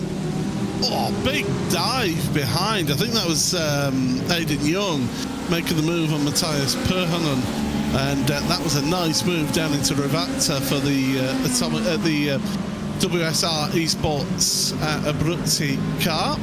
And across the line they go once again. That Adam Watson incident there into turn one. Well, I keep on saying turn one. Officially, it's not. Tamburello's down the inside goes Perhonen. Back on Young, so change position back there. But Watson and Newman, they were both squeezing each other down into turn one. It was almost an inevitability that the two of them would make that contact. And, well, now Watson's got to hope that Arthur Thurtle can hold up Michael Evdoka, Anders Meyer, Alex Cohen, Dino Lombardi, Lorenzo Castellani, Alessio Benino, Marley Joff, and the rest, because it's a whole queue of traffic behind Arthur Thurtle right now. Meanwhile, David Mendonca is laughing all the way to the bank. Yeah, Mendonca is putting in quick lap after quick lap. Now 3.6 seconds is a gap to himself and Adam Watson. So clearly Mendonca in the 555 car starting to feel more and more confident as this race goes on. Still a lot of time left for things to change. 33.5 minutes to be a bit more precise. Who knows? We may end up seeing this man, Dino Lombardi, storm his way back up to the front. So those pit stops to worry about, that pit cycle about to begin. That pit window going to be opening up in the span of a couple of minutes time. So who knows? They have things be completely different come time for the end of this race. But Mendonca feeling good. I'm wondering though, what are the nerves if you're Adam Watson in the 291? We had to talk about this after his race win in race 1 earlier on today, how with some of the incidents he was involved in, I believe it was himself and Aiden Young coming to blows heading down into the Grassini chicane. If you're Adam Watson, do you feel comfortable about that result from earlier on? And if you're Adam Watson right now, do you feel comfortable about the spot you're running in right now after that moment between yourself and Newman not terribly long ago? It's the big question, isn't it? It's the big question as to what Adam Watson can do in all of this. He's always been an aggressive driver, that is for sure. He's always been one. He's just come off of the Motorsport UK GT Championship. He won that series, so he's on a bit of form right now as Adam Watson. Look at the queue of cars behind Arthur Thurtle. That queue, I can tell you, goes all the way down to Aidan Young in 14th. Well, actually, no, it's 13th for James Boumé. It's incredible. We can't fit all of them onto one graphic. That is absolutely fantastic. Oh, yes, we got a battle for third involving everybody in this race. Imagine how terrifying that is for Arthur Thurtle. We were talking earlier on about the pit exit around here and how it has to feel like you're on the highway and merging into traffic with them approaching you, going about 70 miles an hour, something crazy like that as you're on the on-ramp going about 30. Imagine if you're Arthur Thurtle, though. You look behind you and in your rearview mirror, you have a train of drivers who are all looking at you as if you're the rolling roadblock to end all rolling roadblocks. Michael Avdoka is also looking behind. He's like, oh, lordy. The pressure is palpable in a situation like this. If Arthur Thurtle makes some sort of mistake, he is going to get sent back. He'll be sent back into the back rooms if he has some sort of moment like this. He will be completely vanished into the shadow realm if he has any sort of mistake. So the pressure is certainly intense in this battle as drivers kick up some smoke and some gravel coming out of the chicane. Arthur Thurtle, if he makes a mistake, he'll be sent back to the Dark Ages with how far back he would go in all of this. Is some moves being made on Manders Meyer and Alex Cohen once again come to blows. Dino Lombardi was involved in all of that, and that is what can happen when you do have cars running all close together. And Alex Cohen and Anders Meyer once again, and for a second race running, come to blows. Oh, the contact was still continuing on there. I think it was James Boume and Ethan Critchley maybe coming to blows heading down in to Piratella. That's the sort of thing when you got a situation like that. The drivers packed in together like sardines. Eventually, one driver is going to invade another's personal bubble, and they're going to have drivers coming to blows in a big, bad, and very unfortunate way. Some more side-by-side racing going on. Holy cow. Heading through the chicane, you can really tell that the battle, it was a battle that was heating up and heating up and heating up. It just boiled over a couple of moments ago, and it has sent that pack into pure unbridled pandemonium. Matthias Perhonen is still fighting away down there in 16th place with Aidan Young. Those two have been inseparable. Right, here we go. Here's the replay. So Meyer goes into the brakes. Cohen goes to the inside. Oh, it wasn't Cohen. And it was Meyer getting into the back of the car in front of him. And then it's contact with Dino Lombardi. How much damage does Dino Lombardi have on his car as they then continued the fighting up the hill? Now, the fortunate thing for these drivers is that they do get one free repair of the car, so it instantaneously repairs the car in the pit stop. I think a few drivers will be glad that that's the case here in this series. Yeah, I think some drivers are going to be potentially using those in this close quarters racetrack where things can go desperately wrong, like we saw a couple of moments ago there involving Meyer and Lombardi. I wonder, though, if you're Dino Lombardi, how much does that affect you? I mean, Dino Lombardi just got his 9th win of the season a matter of about a half an hour ago, so he's still feeling very good in terms of his chances. On himself in 7th at the moment with a little bit of damage in that number 78 car. He doesn't need to swing for the fences and grab another win. He has enough of a cushion whereby he doesn't need to risk it. But at the same time, Lombardi, he has had some very good luck, it must be said, when it comes to these reverse grid situations, being able to start a little bit farther towards the back, make his way back up in the front, and as much as he hasn't been able to really go from the back and get back up to first and get back-to-back wins in some of these race meetings, he has been able to do rather well for himself. That's part of the reason why Lombardi finds himself in the situation that he is championship-wise. But for Lombardi, that's the first time he's been struck by a falling anvil in one of these reverse grid situations. Still running pretty all right, though, in 7th, but there has to be some marginable amount of damage on that race car that must be slowing him down a bit.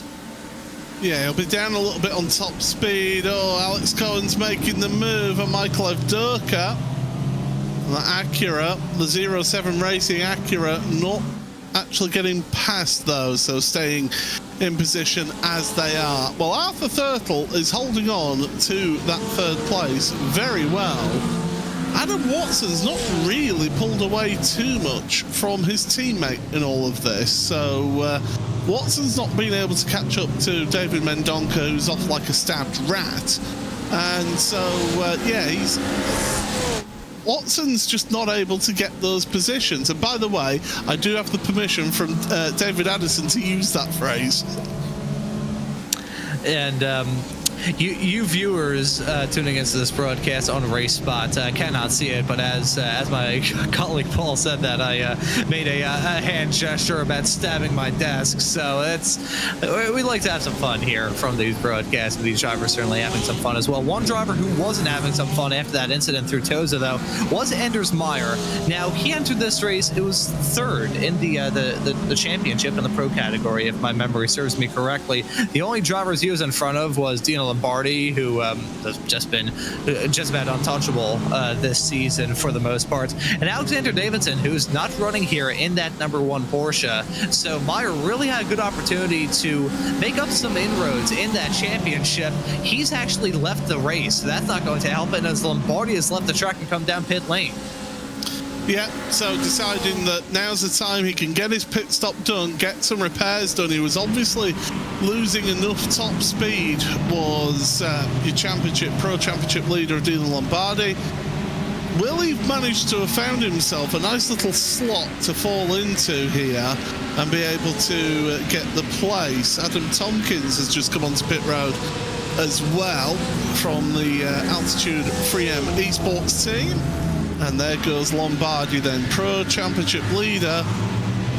He's got a few cars coming past him here. It's not been perfect for him, but he has got himself a bit of space. I think by and large, though, for Dino Lombardi, it is definitely an improvement. Really, finding himself in the midst of a running wood chipper would probably be an improvement compared to the situation he found himself in not terribly long ago. He's gone from a hornet's nest to something that probably feels like a completely empty and cozy library compared to where he once was. So Lombardi going to use this time, not having to deal with a whole lot of chaos around him, just going to post those to the grindstone and try and make up that time. Picking up that faster pair, I'm sure, through that pit cycle. I wonder, we talked about the damage that may have been on that race car. I wonder how badly that was affecting him heading down the straight line blast around this racetrack. Imola, as much as it is tight, twisty, and technical, it is still a flat out racetrack too at many points. So I wonder how badly that was affecting him. These GT3 cars can be rather aero sensitive. It must have been like dragging a parachute heading down the start finish straightaway. Yeah, that is what's known in the trade as suboptimal. It's not good having that damage to the front of your car. Of course, the front of the car also works the air in such a way to try and make the aerodynamics further down the car work as well in your favour. Alex Cohen, he's been feisty this race, I think it's fair to say. He's trying to work his way past Michael Evdoka, but Michael had a tricky season this season as Michael, 11th placed in the pro standings, finding himself in a good spot with this reverse grid right now. And that Porsche just doesn't seem to be the best car this season overall. That Acura seems to be the car that you want to be in all season long.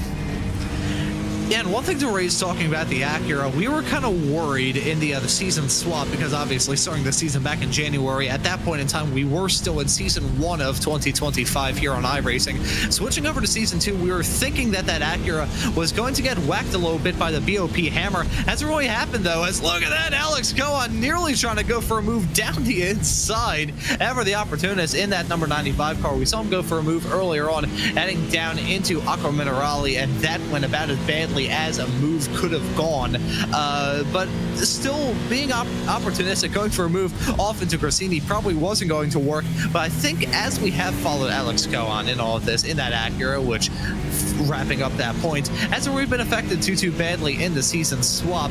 Cohen is definitely feeling racy, but he has one more car taken out of the picture as Michael Evdoka has come down pit lane from second of the pro drivers. Yeah, so Evdoka decided now's the time to pit. He was making a couple of mistakes. You saw it on the exit of Aqua Minerales. There's a move, Amali Joff contact Ethan Critchley, and Joff come together. Joff took to the gravel. He's cut the course. He's having to serve a slowdown penalty in all of this. And well, you don't need to ask James Boumet twice to make a move and follow it through. There he goes. So Boumet is ahead of Joff. Critchley is coming to fight back in all of this one. Critchley, he's not got any skin in this game. He's just out there for a good time and to show that he's back in this series. Took over Ross McFarlane's seat for the rest of this season, did Ethan. And well, the young Carter, he's been certainly been exciting this round, to say the least. Maybe I'm a little bit biased considering I spent so many years, 10 to be a bit more precise, in go-karts, but karting drivers, they will always bring the thunder in a race, whether it be in real life, whether it be in the sim. One driver who has always rather grabbed the attention of real-life viewers of IMSA is Danny Formal. I believe runs in, that's a McLaren, actually, very slow in the grass on exit heading down to Ravata. Not entirely sure who that was, but very, very slow in that McLaren. Not sure what the deal is there, but a driver who's always been rather flashy in the world of IMSA here in the States has been Danny Formal, who I know as a driver who was very, very fast and is still very, very quick in shifter kart competitions across the country. And even in that car in real life, runs a Lamborghini, he still always brings the thunder. So I'm not sure what it is about karting drivers. Maybe running at a steady click of about 75 miles an hour with your butt about a half an inch up off the ground will probably lead you to just having no fear at all. Now, Arthur Fertel has lost a place to Alex Cohen, so Cohen has decided that he would make the move on Fertel, and now Adam Watson does not have that protective driver behind him on the track, and so he will be able to pull away from Fertel and try and attack Adam Watson. So this might be a case of Adam Watson picking and choosing his fights and deciding where and when to make those moves. Now, my timing screen is completely broken on my end because the sim is saying that Lorenzo Castellani, who's just come onto pit road, has completed 15 laps and therefore is leading. That's not the case, I can tell you that for sure. And yeah, I may need to have a reset on my end, but I can tell you that David Mendonca, it's Joe Newman, goes from bad to worse for Joe after, remember, that incident between him and Adam Watson down at Tamburello, and Newman just going from bad to worse for him here in this second race. And if it makes you feel any better, Paul, about some technical issues, is there we can see Aiden Young making that call to come down pit lane in the 427 car. Just want to say I've run into some pretty catastrophic technical issues in my time doing broadcasting. Thankfully, though, I think after running into some difficulties earlier on in the season, I've kicked those quite a lot, and that would be the perfect timing for me to have a very unfortunate computer blue. Yeah, you're not going to fool us with that one. Yeah, so you can see my camera. I did that once on a show where I didn't have camera feed, and I did actually throw my co-commentator for a loop there, which I felt kind of bad about, but at the same time, I got some laughs. So yeah, you see, I tried. The thing is, if that was the case, it's David Baker now. Again, another driver who has had a testing day. Yeah, you see, the thing is here, Ron, is that I would just continue talking. In that case, fair enough. You know, it's we've seen it a few times this season of me just being able to talk and talk and talk. Some would accuse me of talking a bit too much, but there you go. That happened to be a lot. See, it's funny, you know, this kind of a nice little story I think is worth sharing. Years ago, back when I think I was 2 or 3, for some reason I just went completely silent for like a year and a half. Did not talk, didn't make any noises. I was just completely mute. And ever since then, I've been making up for lost time because I will not shut up. As Adam Watson making the call to come down pit lane. David Mendonca as well, race leader onto pit road. So that means Alex Cohen, James Boumé, Ethan Critchley, Marley Joff, Jack Sedgwick, all released here in this field. As there you see the Atomic Esports car, 997 Joe Newman, deciding that is his day done. He took a tour back to pit road. There you see, on the bottom of your screen, is Dino Lombardi. I don't think we're going to see him moving in front of David Mendonca, because Mendonca had about a 5-second lead over Adam Watson. And yeah, out of pit road. Now, where does he come out in terms of Watson when Lombardi has come out ahead of Watson? That's crucial. He has gained places here. Then has Dino Lombardi. He's moving up through the field. He's a net, I would say, second place net right now. And that's going to be a huge gain for Dino Lombardi. We were thinking, okay, how's this going to work out for him? Is he deciding to come into the pits to repair the damage? Does he find himself in a good pocket whereby he won't have to worry about any sort of dirty air or traffic or anything around him? That worked out just about as well as it could have for Dino Lombardi. Finds himself in P9 at the present moment, albeit things will change as we are still in the midst of this pit cycle. Probably 3 or at the very most 4 laps away from all these drivers officially having their pit stops taken care of. But Lombardi, that right there is a strategy call of a champion driver and a champion team just saying, you know what, we're coming into the pits, we're going to break away from all of this, and it has worked out to absolute perfection for Lombardi. Certainly has, doing a sterling job. Here is Lombardi as now we've got Cohen, Critchley, Joff and Cedric onto pit road. James Boumet is still staying out there, yet to pit here in this race with 15 3/4 minutes remaining here. As we come downhill into Rivazza once again for a few of those drivers. There goes Cohen then out of pit road.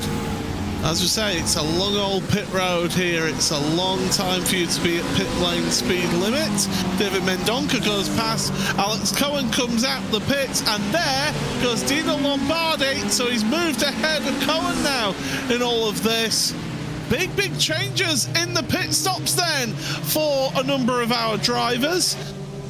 Adam Watson has lost out big time on that. It was 42 seconds on pit road with Watson compared to 39 seconds for others.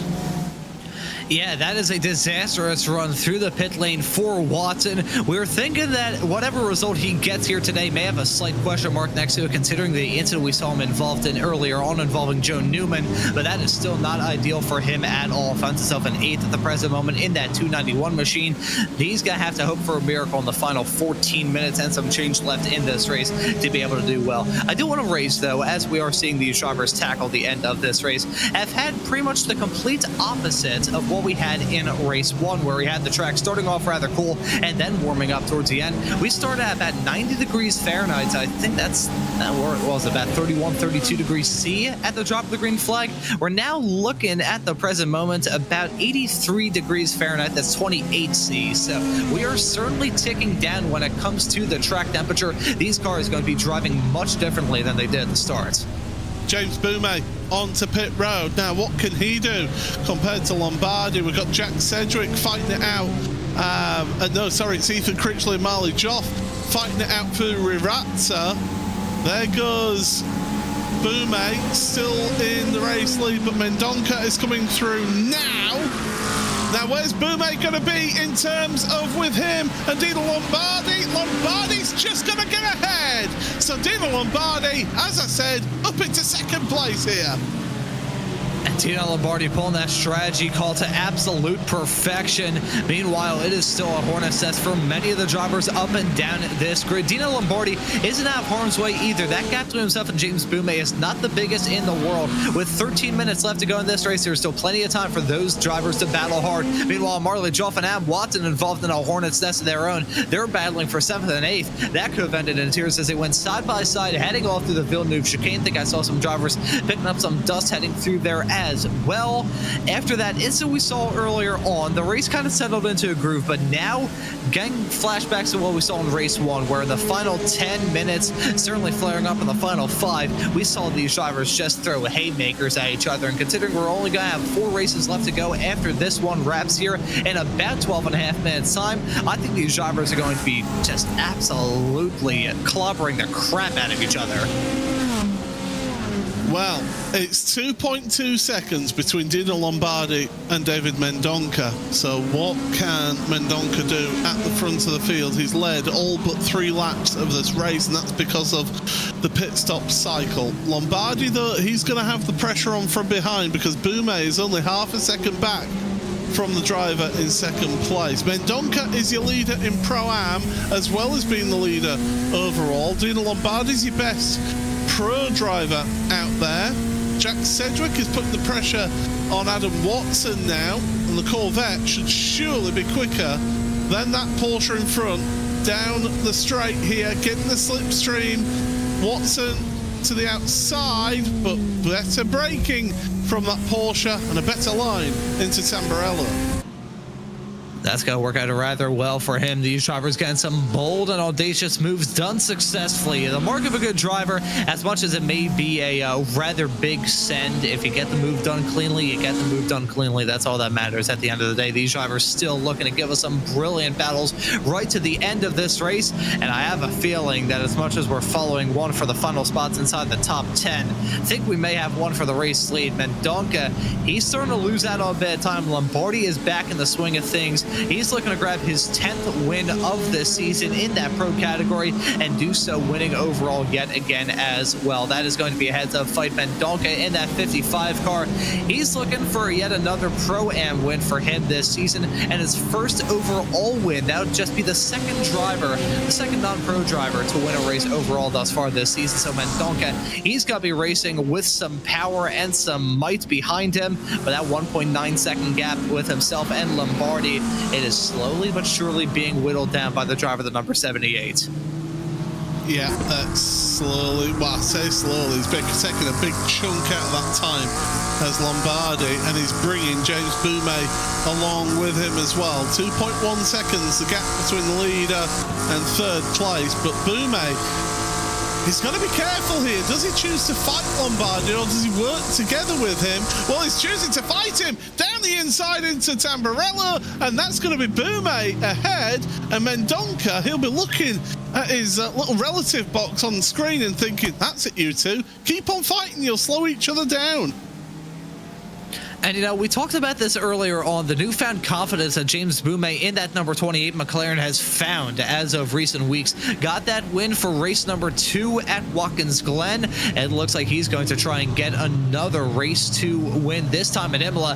Finds himself with a pretty good opportunity to get it done as well. If those drivers start to battle hard, though, we need to look at the likes of the number 95 of Alex Cohen and Lorenzo Castellani. But the big beneficiary, if these drivers start to battle hard, will be David Mendonca. In all of that, as much as that gap was cratering down between your at one point P2 runner of Dino Lombardi and your race leader of David Mendonca, it's kind of flatlined at the present moment. It has plateaued around that 1.9 second mark. So maybe a little bit of side-by-side battling. It may not be music to the ears of these racers as they contend for the final overall podium spots and the win in pro. It would be music to the ears of Mendonca because that would give him the opportunity to stretch his legs out and try and pull a gap. The pros are gaining about 0.2 of a second through the Grassini chicane. That is huge. And again, into Rivata, the pros are gaining 1/10 of a second just into that sequence of corners. So it's having a big effect. And James Boumet soon will be starting to pick up that slipstream. About 1 second back, you'll start feeling the slipstream of your race leader, David Mendonca. And the Jaws theme comes louder and louder as Boumet tries to charge down. Lombardi can't seem to stick with the pace of Boumet, and Alex Cohen is right there with Lombardi right now. Don't write out Alex Cohen for a podium spot here. And, you know, as the action is heating up out there on the racetrack, I want to raise this. The racetrack itself is starting to heat up as well. I noted not terribly long ago that the track temperatures were remaining around, I think it was 82, 83 degrees Fahrenheit, about 28 C. That's now shot up to 86 Fahrenheit and 30 degrees Celsius. 2 centigrade gain in the span of the past 15 minutes. That may not seem like much, but these race cars with their finely tuned setups, that can make a big difference. We have seen in races of the past a small little difference in track condition make the world for some of these drivers. Let's see who's going to be coping with the heat the best. I think Mendonca may be losing out on a little bit, as you said, gaining 0.2 of a second through that chicane on that run alone. I think those drivers in the pro category just having a bit more confidence with the track limits heading off through that section where it is very easy to pick up a slowdown. But as this track is starting to heat up, these cars and these drivers going going to be feeling rather different as well. Oh, Mendonca he's making mistakes. I think you can see them getting closer, and he's just missing apexes. As you say, just not having the confidence to attack the Cressini chicane. And now, Bume dragging Lombardi and Cohen along. Will have the slipstream here with 7 minutes remaining in this race. Remember, David Mendonca, not only your overall race leader, also your Pro-Am leader in this race. Bume is your Pro leader. Your AM leader is still Aiden Carter, but he's not that far ahead of, well, actually, I say he's not that far ahead. He is 6 places ahead of Ben Altria in the AM category, so Aiden Carter doing a good job once again. But Bume is almost there. He's almost within touching distance of the race leader. I will say for David Mendonca, even if he doesn't seal the deal and win this race overall, as much as he will be losing out on some points and not taking a very big swing in that championship battle, he'll still find himself running rather good. I think based off gaps at the present moment, if he drops down at his normal pace, he'll probably finish 4th at worst, unless he has some sort of mistake. That'd still be a big point say. It would still be the Pro-Am win, but at the same time, he's a racer. That driver, the 55 car, gotta be going for it, but look at that slow run through the chicane. James Bume is right there on the back of him. Alex Cohen's just dropped back off of these guys. They must have had a mistake or a slowdown penalty that's dropped him off of the back of these 3 in the lead. So it's a train for the lead right now. Mendonca leads it. Bume, you would imagine, is going to use the slipstream. Bume will be desperate to try and get this move done as soon as possible, so that you can then try and pull away from Dino Lombardi, who's in 3rd place right now, heading down across the start line in towards Tamburello. Once again, is Mendonca going to fight this one? No, he's not. So it's your race leader, James Bume, at the front of the field for Atomic 3M Esports. And I wonder if we're going to see Dino Lombardi maybe go for a move. Yes, he is going for the move down into the Villeneuve chicane. I was just going to say whether or not Lombardi was going to try and follow in suit, keep tabs with Bume in that number 28 car, maybe hope for a mistake and go for a move. He went for the move on Mendonca.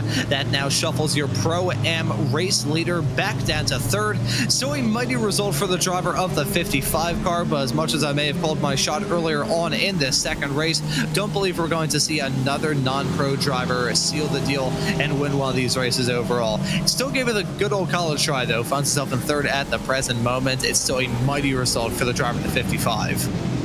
Yeah, it's still, and as you say, it's good for the Pro-Am Championship and good for the team as well in terms of their position in terms of this, because when I look at the Pro-Am Championship, of course, remember the Solpec team were late coming into the season. David Mendonca 19th, but this position will really rocket him up the standings in terms of Pro-Am, so this will be a good result either way. Alex Cohen, though, trying to catch up, and Ethan Critchley, late move on Castellani. Castellani was all sorts of crossed up going into Rivazza, and Critchley holds on to 5th place for now. And I'm not sure about you, Paul, but that Rivazza section, I can never nail it down no matter how hard I try. It doesn't seem like too much on paper, just basically 2 left-handed 90-degree corners, but the way they are with the curbs and how narrow it is through that section, plus with that downhill run curving over to one-hand side of the racetrack, trying to get woed up into that section, super tough to try and nail it down. I think someone just had this Brownlee special stage line heading off the chicane. Not entirely sure who that is, but strewing across the track with gravel. Yeah, and it's one of the back markers then getting out of the way, but to be honest, I'd rather that they didn't go off track, because as you say, kicking gravel and detritus onto the track, not very good behaviour there in my opinion. Matthias Pehonen then 13th place, looking at the back of the 33 in front of him. That's Alessio Bonino. Got Thurtle, Evdoka and Watson just ahead in this grouping as well. Watson leading this grouping of cars as they go through Aqua Minerale once again. We've got 2 minutes and 20 seconds remaining in this race. Bume with a half a second lead over Dino Lombardi, but that one isn't over, not yet by a long shot. Honan, though, giving us a bit of entertainment as we hang on to the roof of his McLaren. Yeah, and following the driver making a series debut here from the World GT Championship, and a rather mighty debut for him. And let's see if he'll be able to get double top 10 in his first ever start here at a very challenging racetrack as well. We are hearing the discussion of some of these drivers not being too big of a fan of this place before we got today's racing action started. And we've just seen in terms of the stuff out there on the circuit, very challenging in these GT3 cars. So for Perrin, and in that number 49 car, if he can make a series debut at a track as challenging as this one and walk away from it all with 2 top 10s, that'll be a mighty result. But he definitely does have some work on his hands if he wants to break his way up into the top 10s. We're following the final driver involved in the top 10 of Michael Avdoka, trying to get moved on Adam Watson, who is still holding on to a top 10 spot, but only just. Yeah, I mean, the thing is, for Watson, the crucial thing is there's none of his Pro-Am Championship rivals ahead of him. They're all back. I mean, Will Guthrie's back in 15th place. Jack Osborne's in 16th place overall. So Watson, he doesn't necessarily have to finish in 9th place, but the points would help him a lot going into those final 2 weeks of the season here. Well, time is running out for the drivers. 40 seconds remain here of this race. I believe we should get one more lap of this one to go, because your race leader's coming through Rivazza once again. And so it'll be James Bume to start his last lap. Dino Lombardi could not get close enough, I can tell you. You can see on the timing tower on the left-hand side of your screen that there's no moves at the front of the field. Meanwhile, at the back of this grouping of cars, that was a little bit of a look there from Matthias Pahonen. No move being made, though, from him into Rivazza. Last lap of the race here. Yeah, it's going to be a final lap of honor for James Bume. If he could just hang on and hold on to this race win, it'll be win number 2, but it'll be his 3rd win in only the past couple of weeks, only the past couple of races for that matter. However, he has got a fight on his hands. Look at Lombardi. He has closed up that gap heading through the first sector of this final lap. It was about a half a second when they crossed that start-finish line. Lombardi maybe trying to make some sort of miracle happen at the very end of this race. Certainly has that confidence in the 78 car as it comes to blows in that pack that we were following heading through Toza. That's a spinner one. The McLaren's going around. I think it may have potentially been one of the Grid and Go cars tapping him around into a spin. Actually, no, I believe it was one of the 07 machines. My apologies there. But nevertheless, heading off through Toza. That was an unfortunate moment to have. Lombardi, though, I think he used up his stuff in the first sector. Would not be close enough to get that moved on a Bume. Is he worried about fuel there? Because he's suddenly dropped back, hasn't he? He's not attacking quite as much then. Well, David Mendonca behind these two is doing a sterling effort to try and hold on to an overall podium position here. But what a race it has been then. James Bume, my goodness, what a day it's been for him. He finishes the race here, crossing the line, started 14th. He ends up winning round number 18 of the World GT Championship Season 17. David Mendonca there from pole position finishes in 3rd place for Solbeck Precision Racing. Congratulations to him. Sensational drive from David. And Aidan Carter, once again for Unid Racing, will take yet another AM win here today. That's 2 from 2 for the day. He'll be delighted with that, and that gets him one step closer to winning the AM Championship. Yeah, and that is Aidan Carter's 10th win this season. I believe the first driver to break into double digits for race victories thus far. Absolutely fantastic. Another good performance, and a fantastic performance worth shouting out to David Mendonca. As much as he was so close to grabbing the overall win at the end of this race, does not get it done, instead finishing P3, the final step on the overall podium. It's still the final step on the overall podium. He's not really involved in that championship battle as much in that Pro-Am category, but that's still going to be a very good result from David Mendonca in the not too far off future here in the World GT Championship. I think we may need to keep tabs on him because he is quick. It certainly is. Let's take you through then your unofficial race results then for round 18 of the World GT Championship. James Boumet then for Altitude 3M Esports wins that one by 1.2 seconds in the end over Dino Lombardi's Grid and Go Esports car. Good day at the office for Dino though, a win and a second place, not a bad run. David Mendonca for Solpec Precision Racing, the winner of Pro-Am, and getting himself an overall podium finish as well. He'll be delighted with that. Alex Cohen and Ethan Critchley then in the next two, with Castellani, Joff, Sedgwick, Watson in 9th ahead of Evdoka, rounding out your top 10. 11th for Pehonen, who finished ahead of Aidan Young. Will Guthrie then in 13th ahead of Arthur Thurtle. Alicia Bonino and then Jack Osborne, Richard Simner. And then it is Aidan Carter, your top 18th place overall. He'll be a very happy driver indeed. Then Dan Blackwell and Jonathan Walker rounds out your top 20. Phil Sandways and Paul Webster ahead of Alessandro Toccio, with Ben Altria in 24th ahead of Josh Boot and Tim Perry. Dan McCauley, Simon Andre Livingston and Jack London, with David Baker in 30th place, who had his issues out there today. 31st for Ben Gregory, ahead of Jesse Payne Wilkins, and then Kevin Simpson, Lewis Ward and Michael Gray, Yaman Pruis and Luca Monroe, the last of the drivers to finish on the lead lap. Stephen Koenig and Cameron De Bastos, 1 lap down each, and then those that did not finish. Adam Tompkins, and then it is Joe Newman, Drew Fletcher, Anders Meyer and Alistair Pollock, who all do not finish the race. Right, hopefully we've got things fixed this time, and we've got one driver wanted to speak to us. No, we haven't got things fixed, so we're going to have to take a quick trip down into the interview room. So if we do that right now, just bear with us one moment. On that though, and well, here we go then. James Boumet, race winner. He is there with our commentator Ron Mounds. Yeah, James, welcome here into the commentary booth. That was a good one for you, grabbing the victory. Happy to talk us through this race here at Imola.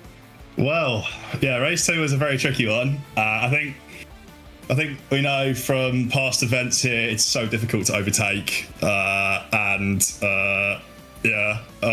think literally the strategy was just fuel save as much as possible. I knew the McLaren was really good on fuel anyways from the first race, so I was just like, okay, let's just sit back, relax, and I saved an extra lap on everyone, and that was key, I think, because I kept my tyres in shape as well, and I was doing the same lap times as Dino whilst still on track and saving fuel, so that was key. And then I think David and Dino were both saving fuel throughout the race as well, especially after the pit stops too, and I didn't need to, so it was absolutely just well executed from me and the team. Really today.